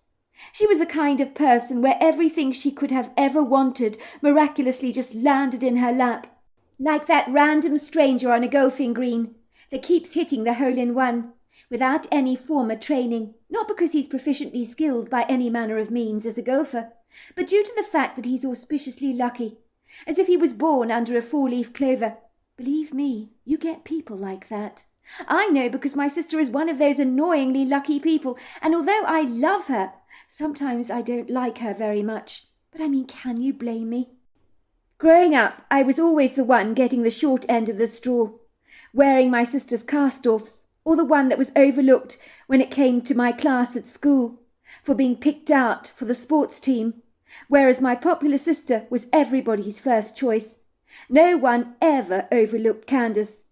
Even when my mother got together with friends, it would be Candace she boasted about. Me she only mentioned in passing, as an afterthought. There was not much to boast about when it came to me. I had not scaled new heights, or married a wealthy businessman. I had trudged through life with one of my shoelaces coming undone all the time, hypothetically speaking, with a very real possibility I would trip up and land flat on my face. Invariably I always did, and when that happened, with my tail between my legs, I would take that walk of shame back to my parents' front door, with my pride seriously bruised and my self-esteem completely crushed. I always thought that if reincarnation were true, if it was, of which I believe there is a possible likelihood, when my sister came into this world, she must have bargained with God, put up quite a cantankerous fight, kicking and screaming, throwing a fitful tantrum like a precocious little brat, simply refusing to come down to earth, under any circumstances, and be born in this God-forsaken world, unless God upholstered her life with the fluff of goose-down feathers, and a sumptuous lifestyle to boot, where everything is done for you, and your bank account is hemorrhaging money, growing fatter and fatter the more you spend it, so you want for nothing, and you live the gilded life, where almost everything you touch miraculously turns to gold. Well, almost, not everything. You are whisked away to exotic sunny locations to bask like a pampered sea lion on a gloriously golden beach, drinking back tropical cocktails out of a coconut shell. I, on the other hand, must have told God to make my life one hell of a bumpy roller coaster that would leave me bouncing around precariously with many obstacles to overcome. I must have been viewing the world very ambitiously, as some great big adventure playground, whereupon I wanted to take the most challenging of rides, where I would flounce around like the rice in a baby's rattle, battered and bruised in the process from the experience. Let me tell you something for nothing. Roller coaster rides are far too overrated. Once you get back onto the ground after a ride like that, you've been badly shaken up. It takes a long while to regain your equilibrium. What the hell was I thinking, coming to Earth to be reincarnated as myself, when surely there were some way better choices than being me? Why had I not been sensible like my sister? I remember saying to God, if reincarnation is true, and I decide to come back to Earth again, next time I must insist on an easy life, just like Candace has procured for herself. So very nicely. I mean, there are only so many times you can get thrown out of an apartment by a landlord before it becomes tediously boring and incredibly frustrating. So frustrating you want to tear your hair out. My sister had met a wealthy French-Canadian chap called Frederick, and by all accounts they seemed happily married. Frederick, who spoke English with a French accent, was earning a sizable income, so Candace could afford to live a life of luxury. If I was to ask for refuge by staying in the spare bedroom at my sister's sizable Manhattan apartment, I knew exactly what would happen. I could script it out like a book, word for word, as to what she would say, and the expressions that she would lightly pull on her perfectly angelic face, the scathingly underhanded cynical remarks she would make, that she secretly hoped I would hear, and believe me, I always did. She'd perch on her inflated gilded pedestal, like a mollycoddled parrot, and view me grimly through judgmental eyes. "Honestly, Gemma, look at you," she would say, rolling her eyes in exasperation, as if I was a tiresome little kid getting myself into all kinds of unfortunate scrapes. "You really make such a mess out of everything, don't you? I don't know what's wrong with you. Your life is a complete train smash. When I was your age, which was only about 4 years back, you know, I never screwed my life up like you do. I never got into debt, and I always paid my rent on time. My last landlord told me that I was the very best lodger she'd ever had. I rented that apartment for years, but look at you. Landlords practically spit you out like chewing gum. It's quite shocking." She would shake her long mane of perfectly highlighted ash blonde hair and chide, "Gemma, you should learn to manage your finances better. I mean, Dad gives you an allowance to pay for your rent, does he not? You're earning money as a waitress. What the hell is the matter with you?" In truth, I always got a sneaky suspicion that she was thoroughly enjoying my habitual blunders, as if it made her feel significantly better about herself. And with siblings there can often be a competitive spirit, and my sister prided herself in being top dog in our household, and she fully intended to keep it that way. If the truth be told, she wouldn't be faring terribly well if Frederick had not serendipitously entered her life, to swathe her world in a bright red Hollywood-style carpet. It wasn't through her own merit she was successful. It was Frederick that made the money in their lives, and she had contributed nothing to their affluent lifestyle. Although, to give her credit where credit is due, she was an awesome stay-at-home mother, and that in itself is not an easy job at the very best of times. And I knew I could not overlook that sobering truth. So it wouldn't be fair to judge my sister, but she was so annoyingly patronizing, and I resented her for treating me so disdainfully. So at the time it was hard not to hold a grudge towards her. Sibling issues can be a contentious issue. Candace's 2-year-old had never given her a moment of grief. She had never been awoken up in the middle of the night with a screaming child. Well, she told me as much. As little Pia slept through the night like an angel. It really did seem like my sister had it all. Had she negotiated with God about this? There were no tired bags under her eyes, no sleepless nights. And to make matters even better for her, she had a cleaner at her disposal 5 mornings a week and went to the beauty and massage parlour for regular treatments. I think I can safely say that her life was more than a little pampered. I know what you're thinking. I was jealous of her. Green at the gills. Of course I was. But so would you be if you were wearing my sorry shoes. My parents also lived in Manhattan, in a stylish but homely apartment. They were not loaded financially, but lived very comfortable lives, and my father earned a reasonable salary, and they were more than satisfied with their lot. Most of us know you don't need to be stinking rich to be incredibly happy, but it certainly helps to have some money to pay your bills, so that your stress can be ironed away. Believe me, I know. Let's just say after being thrown out of my apartment by my landlord, option 2 was I could go back to my parents' apartment to sleep in my old bedroom, where I'd slept as a little girl. There I would be again, cap in hand, carrying my battered, very scuffed suitcase containing all my worldly possessions, where items of crumpled clothing would peer obtrusively through the cracks, from having been cramped in so tightly. My red eyes would be puffy from crying my eyes out. My expression would be forlorn, sorrowful, deflated, rather like a punctured beach ball that has lost all its gas and ended up snagged in the branches of a tree in the backyard. My parents loved me, don't get me wrong, but they wanted nothing more for their 2 children than for us to be independent, resourceful, and self-sufficient. I could see the pitiful expressions on their faces, the abject disappointment in their eyes, when they would see me standing there at the door. For they perceived the messes that I made of my life as a reflection on them, as if they'd failed me as a parent in some regard. So when I conveyed to them that I was homeless again and needed to move in with them for a while, they would not be remotely happy. Of that I was most sure.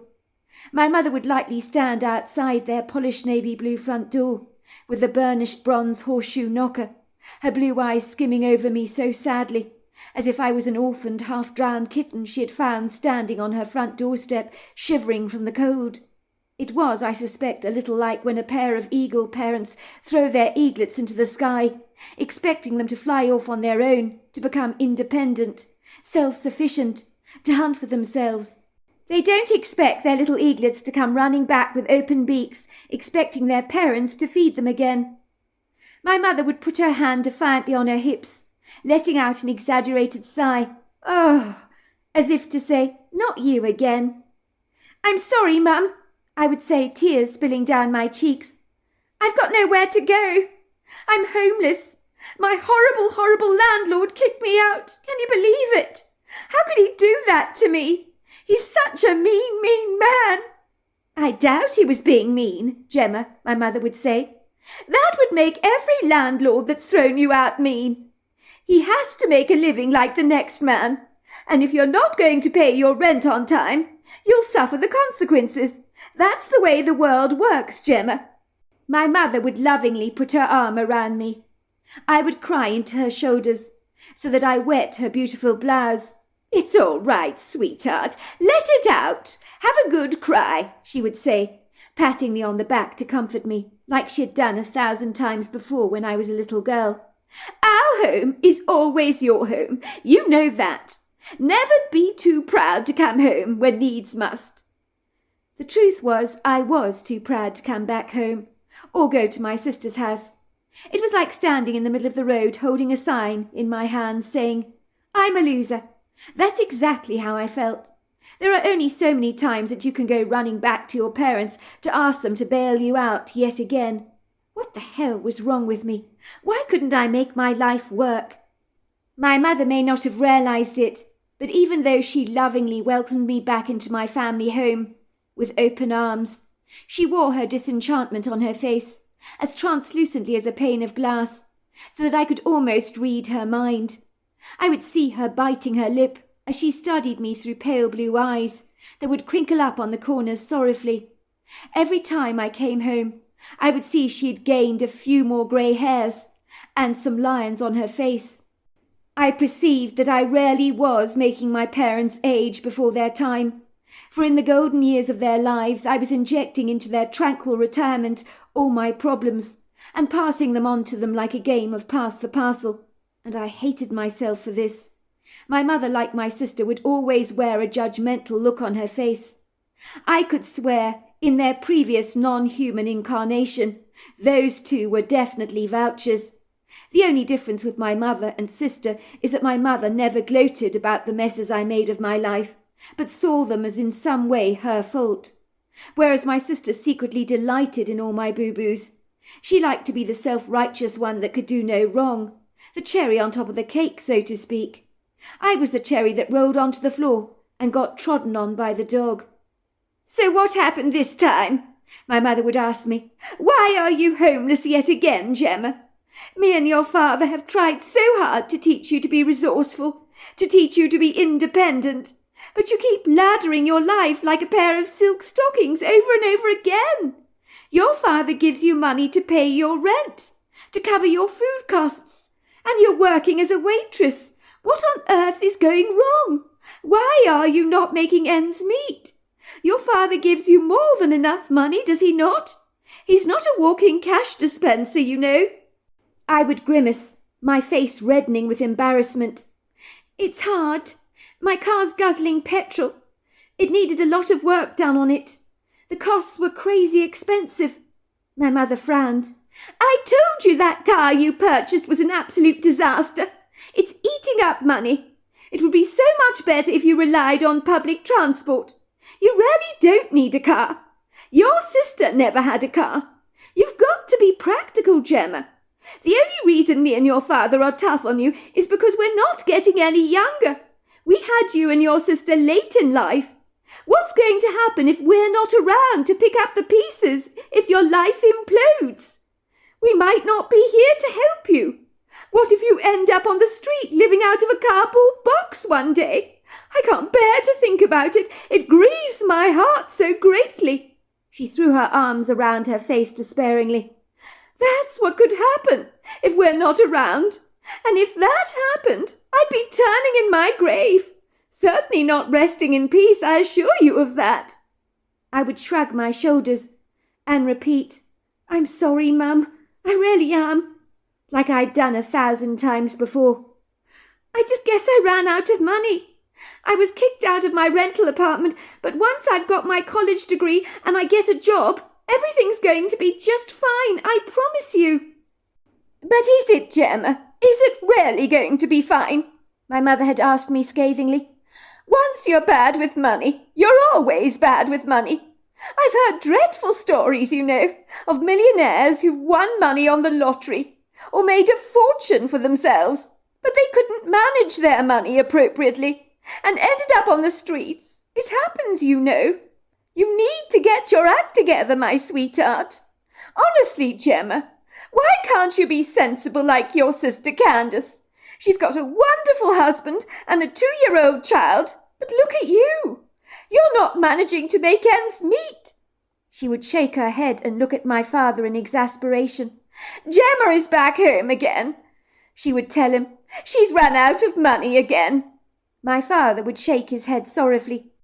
Gemma, he would say, taking me into his arms and enfolding me. It's good to see you. Of course it's good to see you. I always enjoy seeing my children. But I don't like to see you in these circumstances.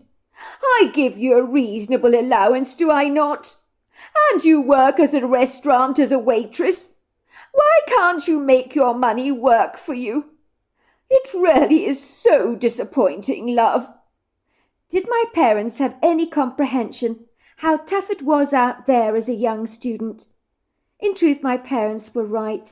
I wasn't good with money. It did seem to slip through my fingers like butter and blow up in my face like a hand grenade. I'm glad my father did not entirely blame me for being so useless with money. He did blame the educational system. I blame the teachers and the schools, he would tell my mother.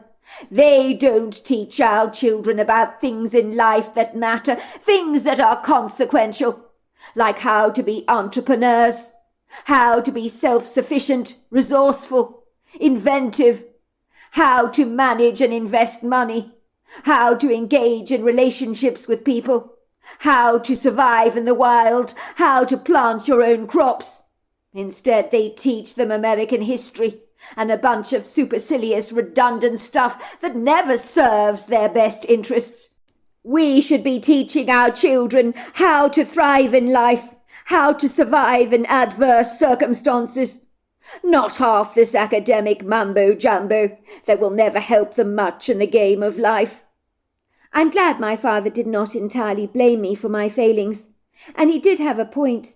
I think if I had learnt more about money growing up, I might have made more sensible choices. For a start, I'd never have bought that clapped-out car of mine in the first place. It had turned out to become a huge headache, causing me no end of problems, one after another.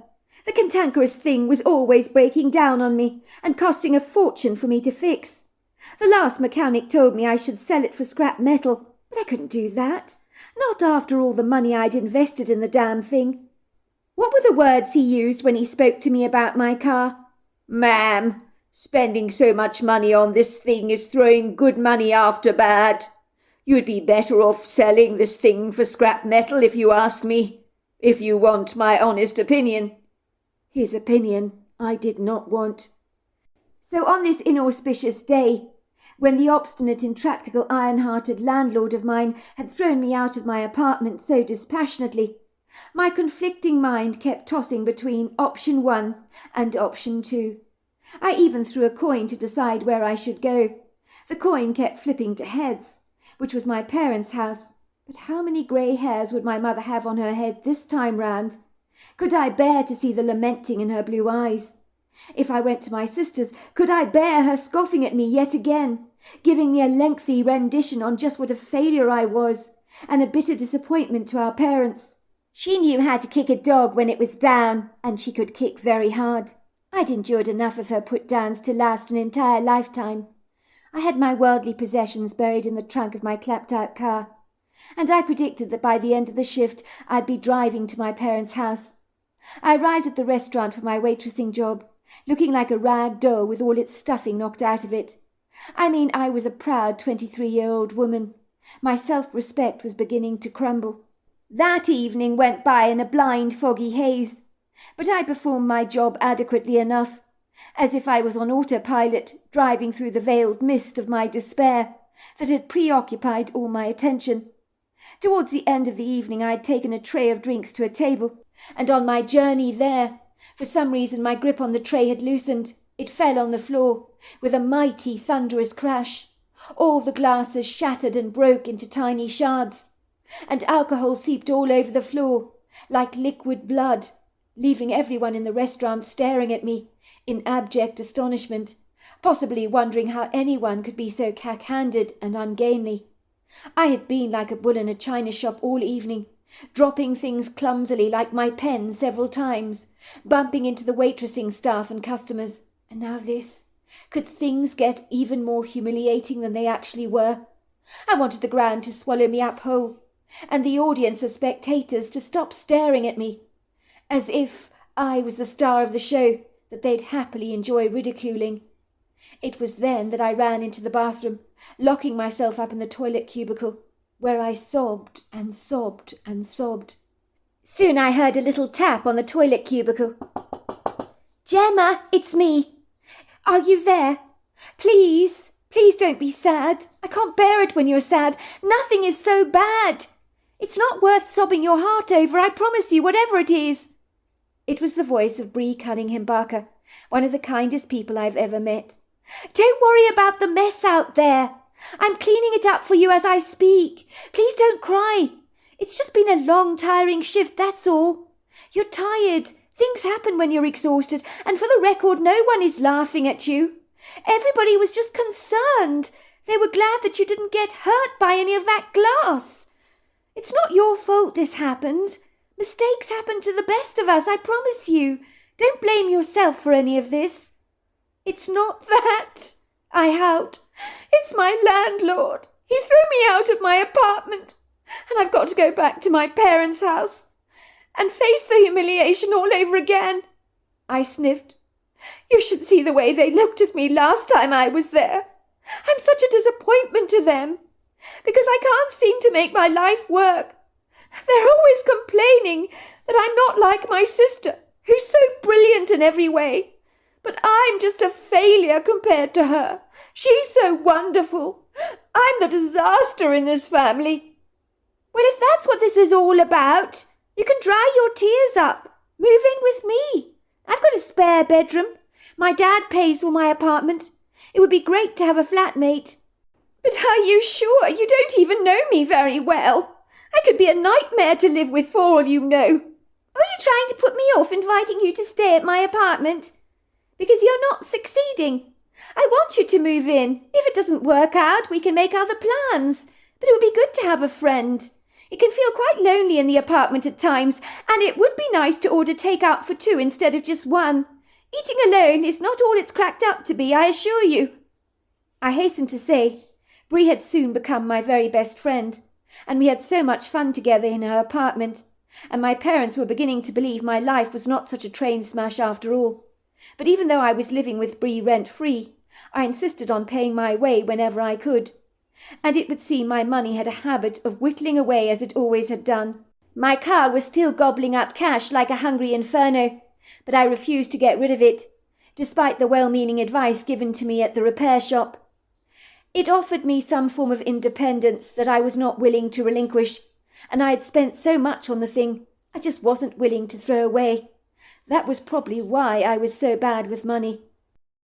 One day when I was casually ambling down a street in New York, minding my own business and not paying much attention to anything in particular, that was when my eyes strayed, from staring from the street ahead of me, towards the mannequin in a boutique window, sporting a stunning bright red dress. I remember looking at it and thinking it was the most beautiful dress I had ever beheld.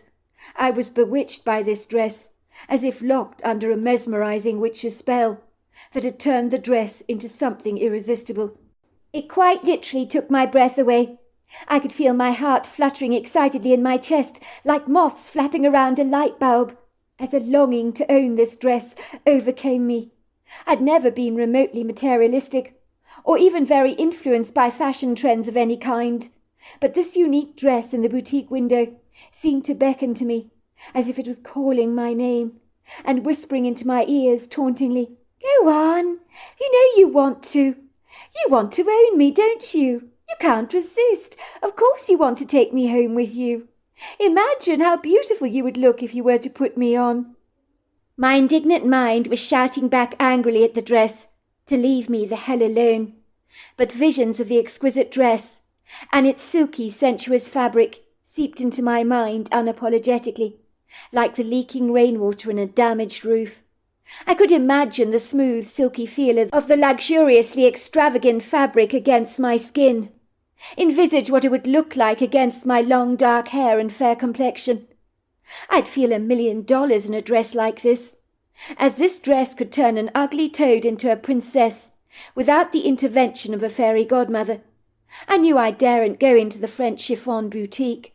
I couldn't trust myself not to break the bank buying a dress like that. I knew that the price for that designer creation would be more than I could afford to pay.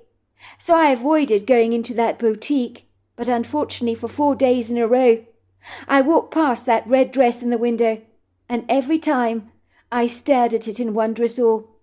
The dress would make my heart thunder in my chest.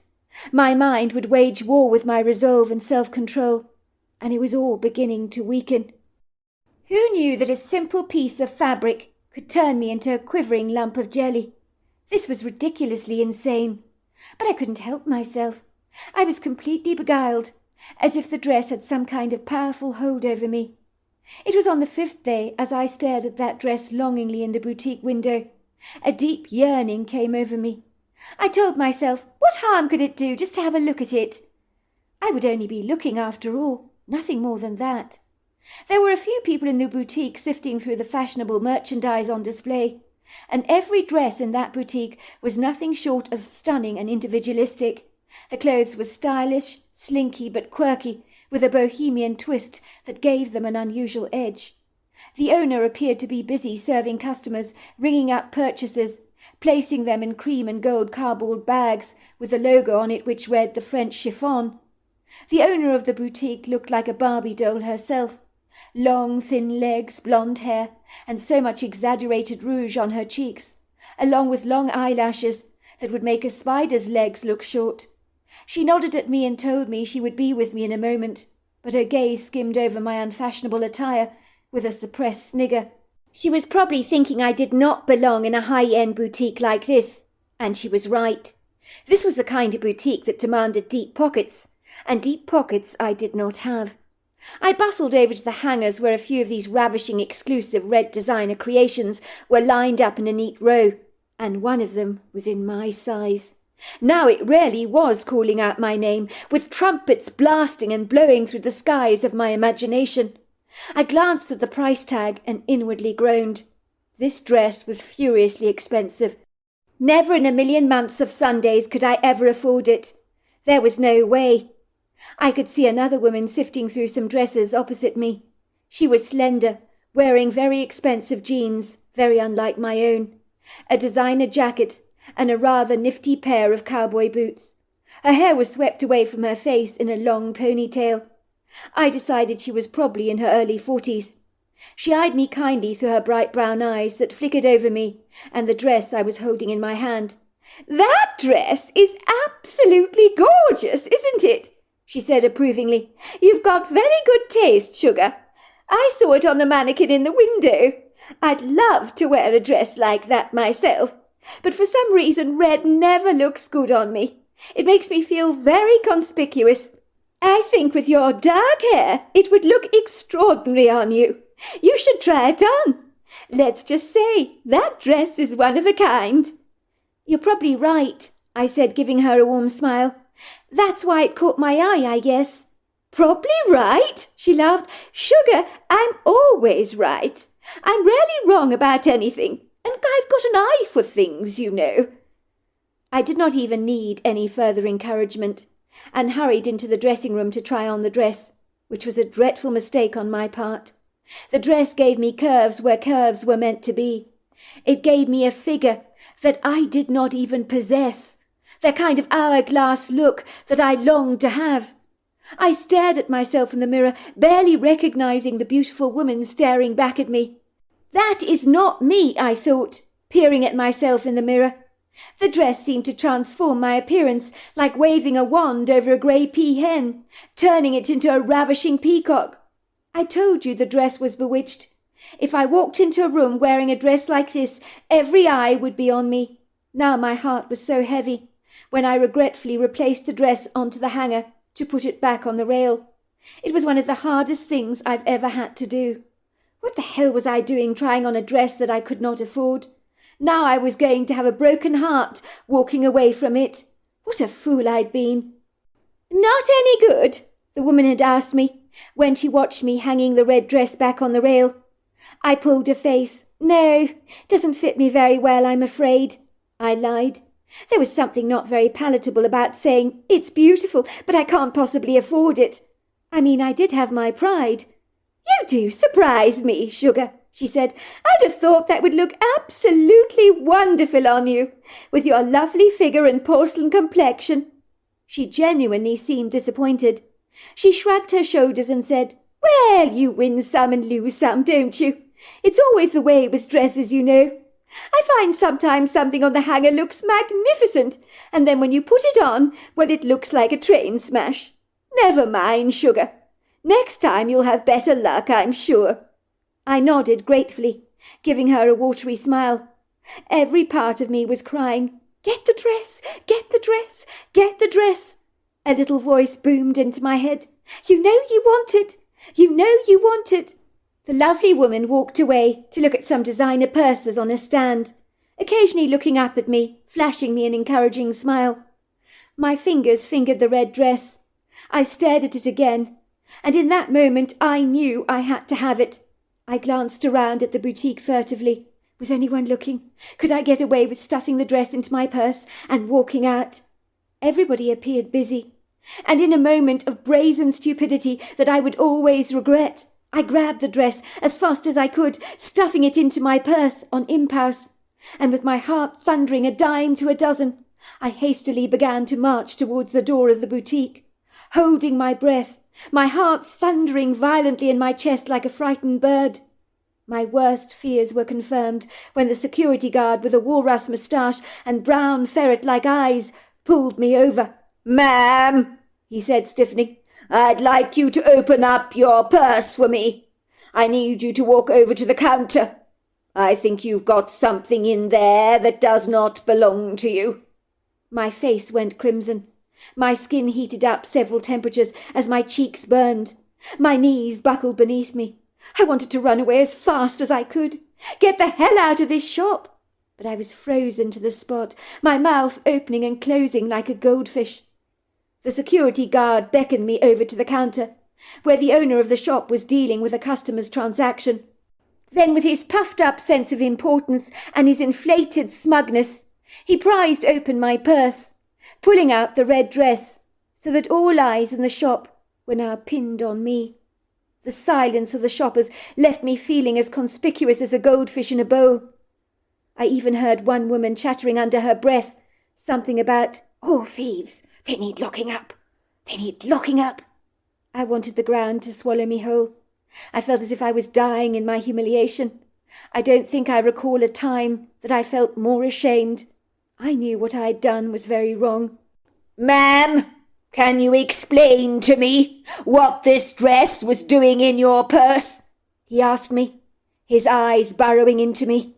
He pulled the silky dress out, unfolding it out onto the counter. I don't know how it got there," I stammered, trying to act as if I was surprised as him to discover the red dress in my bag. The Barbie doll boutique owner was a very glamorous woman, gave me a vile look through her highly made-up eyes. She pointed her manicured finger at me. "How dare you steal from my boutique? Rob it! Call the police at once! This little gutter rat is not going to get away with this. It's disgusting to steal." She growled at me furiously. Tears began to spill down my cheeks, which I hurriedly wiped away. I didn't want to be even more humiliated than I already was. Oh my God, what had I done? How could I be so insanely stupid? I was now going to be arrested. I could end up with a police record and a blight to my character that would surely mean future employees would turn their nose up in employing me. No one in their right mind would want to hire a thief. And today, that is what I had become. "People like you," she said, wagging her finger indignantly, "need locking up for good and throwing away the key. We have to put our prices up in our boutiques to cover missing merchandise, you know. caused by selfish, inconsiderate people like yourself. You're going to pay for this, my dear." "I'm so sorry. I really am. I don't know how it happened. I wasn't thinking." "Try telling that to the police, young lady. They're not going to believe a word of what you have to say. They're very well acquainted with people like you, who steal for a living. I knew the moment you entered my boutique you were trouble. You don't belong in an upmarket place like this. You're going to pay for what you've done. You're going to be charged." "What is going on here, Rona?" came the sweet, honeyed voice of the woman whom had encouraged me to try on the dress earlier. Her eyes flickered from me to the security guard and the boutique owner, and then to the red dress in the security guard's hands, and I think she quickly discerned what had happened. "Robert," said the boutique owner, "for God's sake, what on earth is wrong with you? Don't just stand there like a gormless, great big blundering idiot. What are you waiting for? Call the police, for goodness sake. This woman needs to be arrested and charged. I'm going to lay criminal charges against her." "Oh, I wouldn't be calling the police if I were you. There must be some dreadful mistake here," Rona said the woman. "I think there's been a bit of a misunderstanding," she said, pulling out her credit card from her wallet and thrusting it into the boutique owner's hand. She pointed to me. "This is my daughter," she explained. "She was in a tearing hurry. I told her to stuff the dress in her purse and to just go. I was about to pay for it, settle it on my account. I thought I mentioned it to you, Rona. My daughter would be picking out a dress, and that I'd settled it with you at the counter." I stared incredulously at this kind stranger, paying for my red dress with her credit card. An act of random kindness like I'd never ever seen before. I have never encountered a person like this. She looked at me and said, "Sweetheart, go." She waved her hand and gave me a wink. "Take the dress with you. I'm paying for it. These people cannot arrest you for my blunders. I'm so sorry, sweetheart. I forgot to tell them you were taking the dress with you." "Oh, Yvonne," said the owner of the boutique, "you must forgive me. I had no idea this lovely lady here was your daughter," she said, plastering on her face a very counterfeit smile. Moments before she'd called me a gutter rat and a fish out of water in her illustrious boutique. Now it would seem she was laying on the charm like thick butter over a slice of bread. But there was nothing sincere about this woman. She was greedily taking her customer's credit card and ringing up the dress. "Yvonne, I do apologize for jumping to the wrong conclusion. Goodness gracious me. In fact, I'm quite sure you did mention something about your daughter in the red dress, but I wasn't paying much attention," she lied. "I was busy serving my customers and was so distracted. You must accept my profound apologies." "Not to worry, Rona. Mistakes happen," said Yvonne. "But just so you know, my daughter is no thief, and I don't want her to be accused of being such a thing." "Of course your daughter's not a thief, Yvonne. Oh, no, of course not." She was now glaring at the security guard contemptuously. "Honestly, Robert, what is your problem? Falsely accusing Yvonne's daughter of stealing a red dress? You should be utterly ashamed of yourself. I don't pay you to pounce on my faithful customers who support me by shopping with me. Yvonne has been shopping with me for years. You should have known better, Robert." "Sorry, ma'am. I apologize for the misunderstanding," said the security guard, resuming his place by the door, looking bashful and somewhat befuddled by the uncharacteristic turn of events. One could almost feel sorry for him, if he wasn't such a self-satisfied prat, that is. "Now off you go, sugar," said Yvonne, looking at me with a warm smile, giving me a gentle nudge. "I'll settle the dress for you. Now you go, and you don't need to worry about anything. Everything's sorted out fine." Thank you so much. I don't know what to say." "Goodness gracious, sugar, you're my daughter, aren't you? Isn't a mother entitled to spoil her girl from time to time?" "Your mother's right," said Rona, giving me a warm, witch-like smile. "You deserve spoiling, and I'm sure that red dress is going to look fabulous on you." "Thank you," I said, grabbing the bag that Rona had handed me, and running away from the shop as fast as I possibly could. And from thenceforth I never went anywhere near the French chiffon boutique again, My shame was insufferable, and I didn't need reminding about what I'd done. Suffice to say, I never saw the kind woman again, the angel of light that saved me from a bleak moment. But the red dress in my purse I threw to the back of my cupboard in disgust, and never wore it, for this treacherous dress had bewitched me, stolen my morals away, under its beguiling spell. If I ever wore it, I would be reminded of my iniquity. 18 months later. How long will it be until we get to your parents' holiday cabin? I asked curiously, as I stared out of the passenger side window. It was a pity it was so dark outside, as my boyfriend's red Jeep Wrangler ambled relatively smoothly over the remote country roads, with only the occasional jerky bump here and there. The roads were hemmed in occasionally with large clusters of trees, from spruces and hemlocks, the pine forests, and the occasional hardwood trees. At this time of night, there was only a faint trajectory of pearly moonlight that was inauspiciously hiding behind some foggy cloud cover. It was difficult to see much apart from the blurry silhouettes of the lofty trees on the side of the road, along with the undulating rocky crevices of the mountainous landscape. Luckily, the lights of my boyfriend's headlights blasted through the tenebrific inky veil, making the road seem a little less intimidating. Even so, I wished we had driven earlier during the daylight hours, as the drive had been only under 2 hours, but we now needed to find our way to his parents' cabin in time for dinner. Luckily, Dennis was undaunted by the dark, and appeared to know exactly where he was going, as he'd come here so many times before. Good for him, I thought privately to myself, for if I were in the driver's seat, even with a working GPS, I'd have been rarely anxious driving down these long, windy, rugged roads, where occasionally white-tailed deers would spring out of nowhere into the road, and we had already seen the silhouette of a black bear scooting through the trees and vanishing from our sight. We were heading to an area close to the town of Long Lake, in the Adirondack Mountain, in northeastern New York State in Hamilton County, which is in summer popular as a tourist destination, where people enjoy hikes, boating, and so many other exciting outdoor pursuits. The Adirondack Mountains are only sparsely settled, and much of the area exists in its primitive natural state, protected by state law. Dennis told me his parents owned their own cabin there, called the Otter's Den. It overlooked spectacular views onto a silvery lake. I was nervous about meeting Dennis's parents because Dennis had won over my heart. And even though I was about 24.5 years old, I knew I'd met my soulmate. And let's just say it was crucial to me that I didn't mess up this first-time introduction with his parents, as the way things were going with our relationship, meandering smoothly down its course, there was a strong likelihood that my boyfriend's parents might soon become my in-laws. It was important to make a good impression on them. It was painstaking even to decide what to wear for dinner on a spring night in a country cabin overlooking a chilly lake. I could not be dressed too smart, but I didn't want to be casual either. It was important to make that first impression. In the end, I settled for a smart pair of white pants, some flat sneakers, and a pale pink cashmere jumper. Dennis was laughing at me.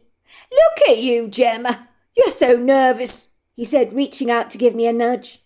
"My parents are amazing people. My mother's fabulous.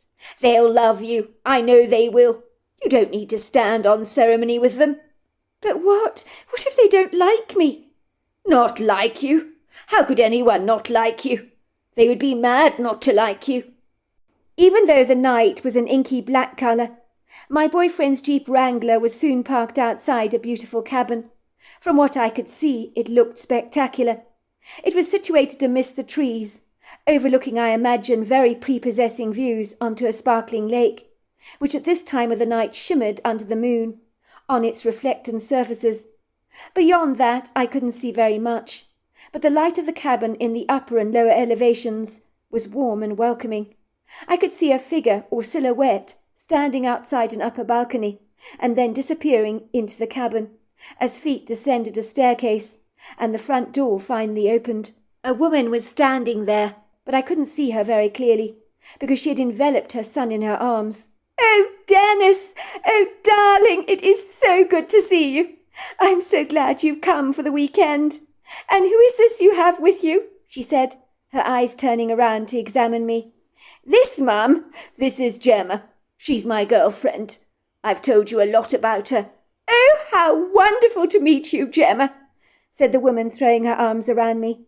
She beckoned for us to come into the sumptuously cosy yellow pine cabin that was luxuriously appointed. Dennis's parents both greeted me warmly, and before long we were being directed into a dining room where a crackling fire was burning away happily in the hearth, in a sizable fireplace with a marble mantel. A fabulous spread had been laid out that was fit enough for a king. There were cold cuts, piping hot melt-in-the-mouth macaroni cheese, salads, garlic bread, crispy potato wedges, and piping hot spare ribs. We were encouraged to help ourselves, as large bowls of Greek salad were passed around generously, and we were persuaded to eat the sticky ribs with our hands. "Ribs absolutely must be eaten with your hands, Sugar," said Dennis's mother to me. "The whole idea is to get all that sticky sauce over your face," she chuckled. I couldn't shake off the feeling that something about this woman was hauntingly familiar, and her honeyed voice I'd heard at some time before. I studied her curiously, trying to rack my brains as to how our paths might have crossed. She was a slender woman in her 40s, with a small pretty face, boasting a pixie haircut. She was elegantly dressed in a black cotton ensemble, with a matching woolly jacket and a pair of boots. Dennis's father was as quiet as a church mouse. He looked like an accomplished, successful man who had achieved much in his life, but he spoke very little. He had kind, warm brown eyes and a sprinkling of grey hair, but he was a handsome man with a square jawline and a warm smile, but a talker he was not. "So tell us about yourself, Gemma," said Dennis's mother, ladling some salad onto her plate and studying me through humorous eyes. "My son here has not been able to stop talking about you. You've made quite an impression on him. Tell me, how did the two of you meet? I do love a romantic story." "Well, I was working at a restaurant owned by my friend's father. Her name is Bree Cunningham Barker." "Oh, I know Bree very well. What a small world this is," said Dennis's mother, who insisted I called her Von. "Such a lovely girl. So let me guess, you were introduced to each other through Bree, is that right?" "Well, yes.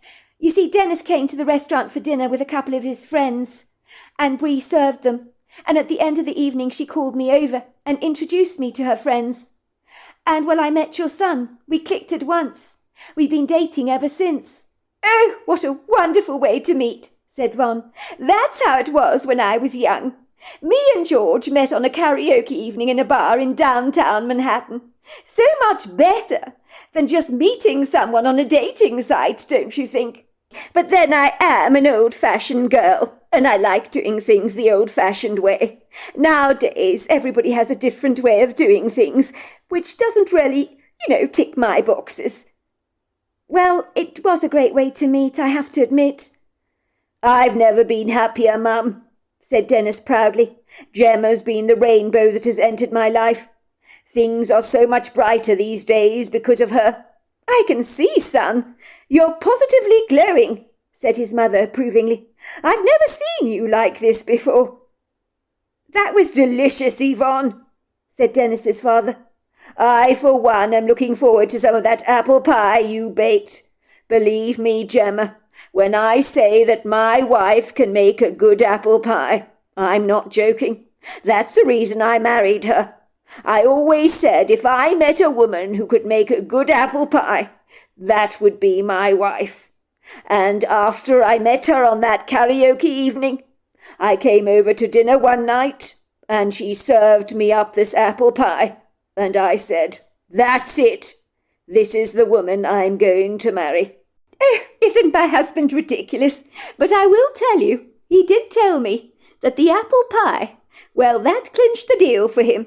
He then popped the question 1 week later, would you believe it?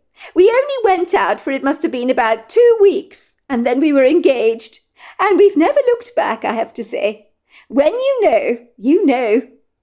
It was when Dennis's father called his wife Yvonne, my blood went cold. I realized that the woman who'd asked me to call her Von was in fact the very woman whom had covered for me at the French chiffon boutique and purchased the red dress for me, pretending to be my mother. She looked different now, as her long hair had been cut into a cute pixie style. It gave her a very different look, but I now knew unequivocally that this was the very same woman who had rescued me from my nightmare.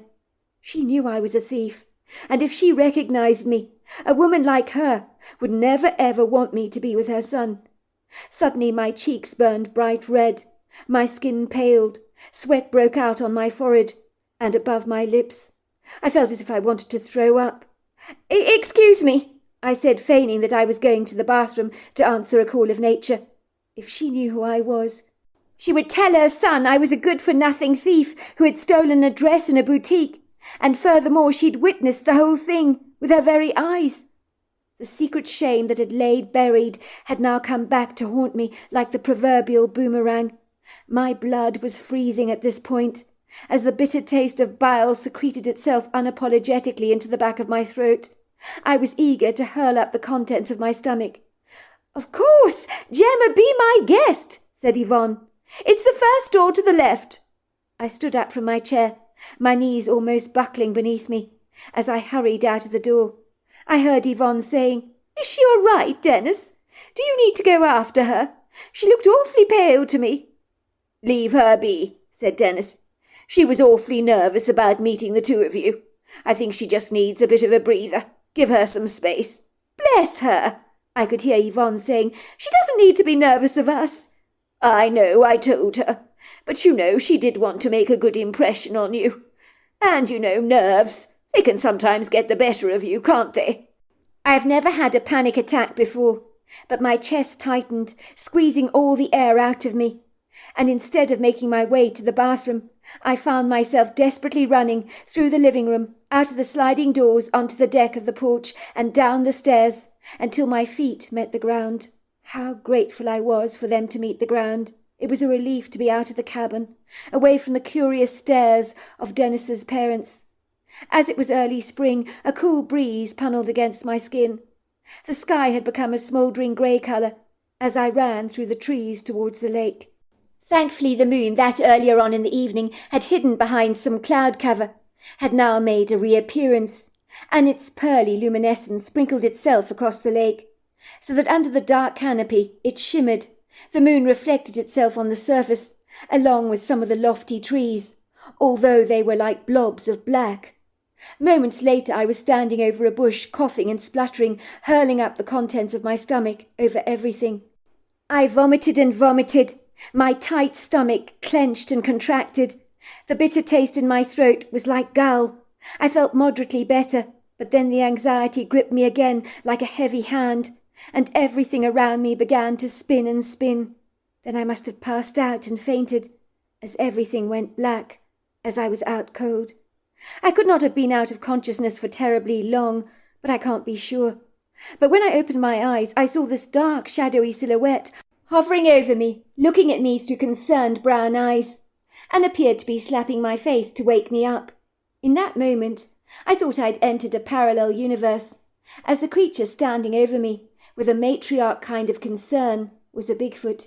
In that moment, I forgot my angst and all thoughts of the red dress that I'd stolen 18 months ago. All that just sailed away, as in this bizarre moment in time, a tear in the fabric of our world, I was seeing something that really should not be here. I rubbed my eyes as they skimmed over the creature in bemusement. Was this really happening to me? Was this creature even real? I rubbed my eyes harder, and the creature seemed amused, and she said something to me in a strange language, which I immediately understood. Golina, bokola, sifakashina. Don't be surprised. Of course I'm real. The Bigfoot must have read my thoughts. How did she even do that? How could she do that? Kolasa, are you all right? She asked me. Kolatika, hoposashina, vazilako, zantali. Your energy is tangled up. It's such a mess. Knots everywhere, absolutely everywhere. What are you so afraid of? You passed out for quite a time. I was slapping your face to revive you. I've never seen such tense energy before. Energy like this can kill. You need to let it go. It's wrapping itself around you like a snake, squeezing the life out of you. That's why you fainted. Fear is a killer. And why do your kind do it all the time? So much red energy among your people. The energy of fear, it kills. Kilati toi, sokani kilani, ho posati qua. I pointed to the cabin. I did something bad, I said, a while ago. I'm scared the lady in there is going to find out about it. And when she does, she'll never allow me anywhere near her son. And I really love her son. The Bigfoot considered my words for a moment. She scratched her head thoughtfully, and then patted me on the back. Gulapi, nitakwi sana, holata. Worry is overrated. Face the storm, and the sun will rise. The Bigfoot took her large hand in mine and guided me to my feet, and on staggering legs, she led me back to the cabin, instinctively realizing that that was where I was meant to be. She was so kind, so caring, so considerate, and never once did she frighten me, despite her gargantuan, very intimidating size. I couldn't see her very clearly, but I would guess she was 9 foot tall. She definitely had a human face, and the most beautiful eyes I have ever beheld. When something like that crosses your life path so fleetingly, it's easy to ask yourself, did that really happen? But I want to assure you, it did. Once I climbed up on the steps of the wraparound porch, the Bigfoot nodded at me and whispered, Dila kikwa, good luck. And then she disappeared through the trees. I was on the wraparound porch when Yvonne peered through the open door. Oh, there you are, Gemma. I was so worried about you. You looked so pale. I was looking for you. I see you've gone out to have a bit of fresh air. I was wondering if you'd like to help me with the dessert. I need someone to help me slice the apple pie. I followed Yvonne into the kitchen, and as she began plating up the ice cream onto plates, she looked at me and said, It's lovely to see you again, Gemma. I hoped our paths would cross one day. Did you get to wear the lovely red dress? Tears began to spill down my cheeks. Yvonne had remembered me. Whatever is the matter? Said Yvonne, wrapping her arms around me tenderly, as I sobbed into her chest. Did I say something? I'm so ashamed of what I did at the French chiffon. I don't know what overcame me, why I stole that red dress. I'm so grateful you rescued me. Surely you don't want me anywhere near your son, now that you know I'm a thief. Yvonne laughed. Is that what this is all about? You are funny, Gemma. A thief? You're not a thief. We've all done things we regret. I'm sure most people have stolen something at one point in their time. I saw what a hold that red dress had on you. In a moment of impulse you did something you regretted, but that does not define who you are. Let me tell you something, Gemma. My son has never looked happier than he is with you. So don't allow that little red dress to steal any more of your joy, or to destroy what you two have together. I've already forgotten all about it. All these years later, I'm happily married to my husband Dennis. We have 2 children, and my husband's mother Yvonne has become one of my very best friends, along with Bree Cunningham Barker. How lucky I was to meet 2 of the kindest people I have ever known. Some things never change, of course. My sister still believes she's top dog in our family, but my parents don't believe I'm a dreadful mess anymore, which is a good thing. I did sell my clapped-out car and resolved my issues with money, but one thing I've never forgotten is my brief encounter with a female Bigfoot, another great kindness that was bestowed on me. Sometimes I really do second-guess myself and ask myself, did I imagine that? But I assure you, I did not. So there you are. That's my story. Well, hello there. I hope you enjoyed the Omnibus edition. We've got many more coming our way for you to listen to. Sending you love wherever you are in the world, in North America, Canada, Kenya, wherever you may be. I send you lots and lots of love. Thank you for listening to my Omnibus, and I really do hope you enjoyed it, because that's the whole idea about it, is to give you some interesting stories to listen to. So until next time, goodbye and good night.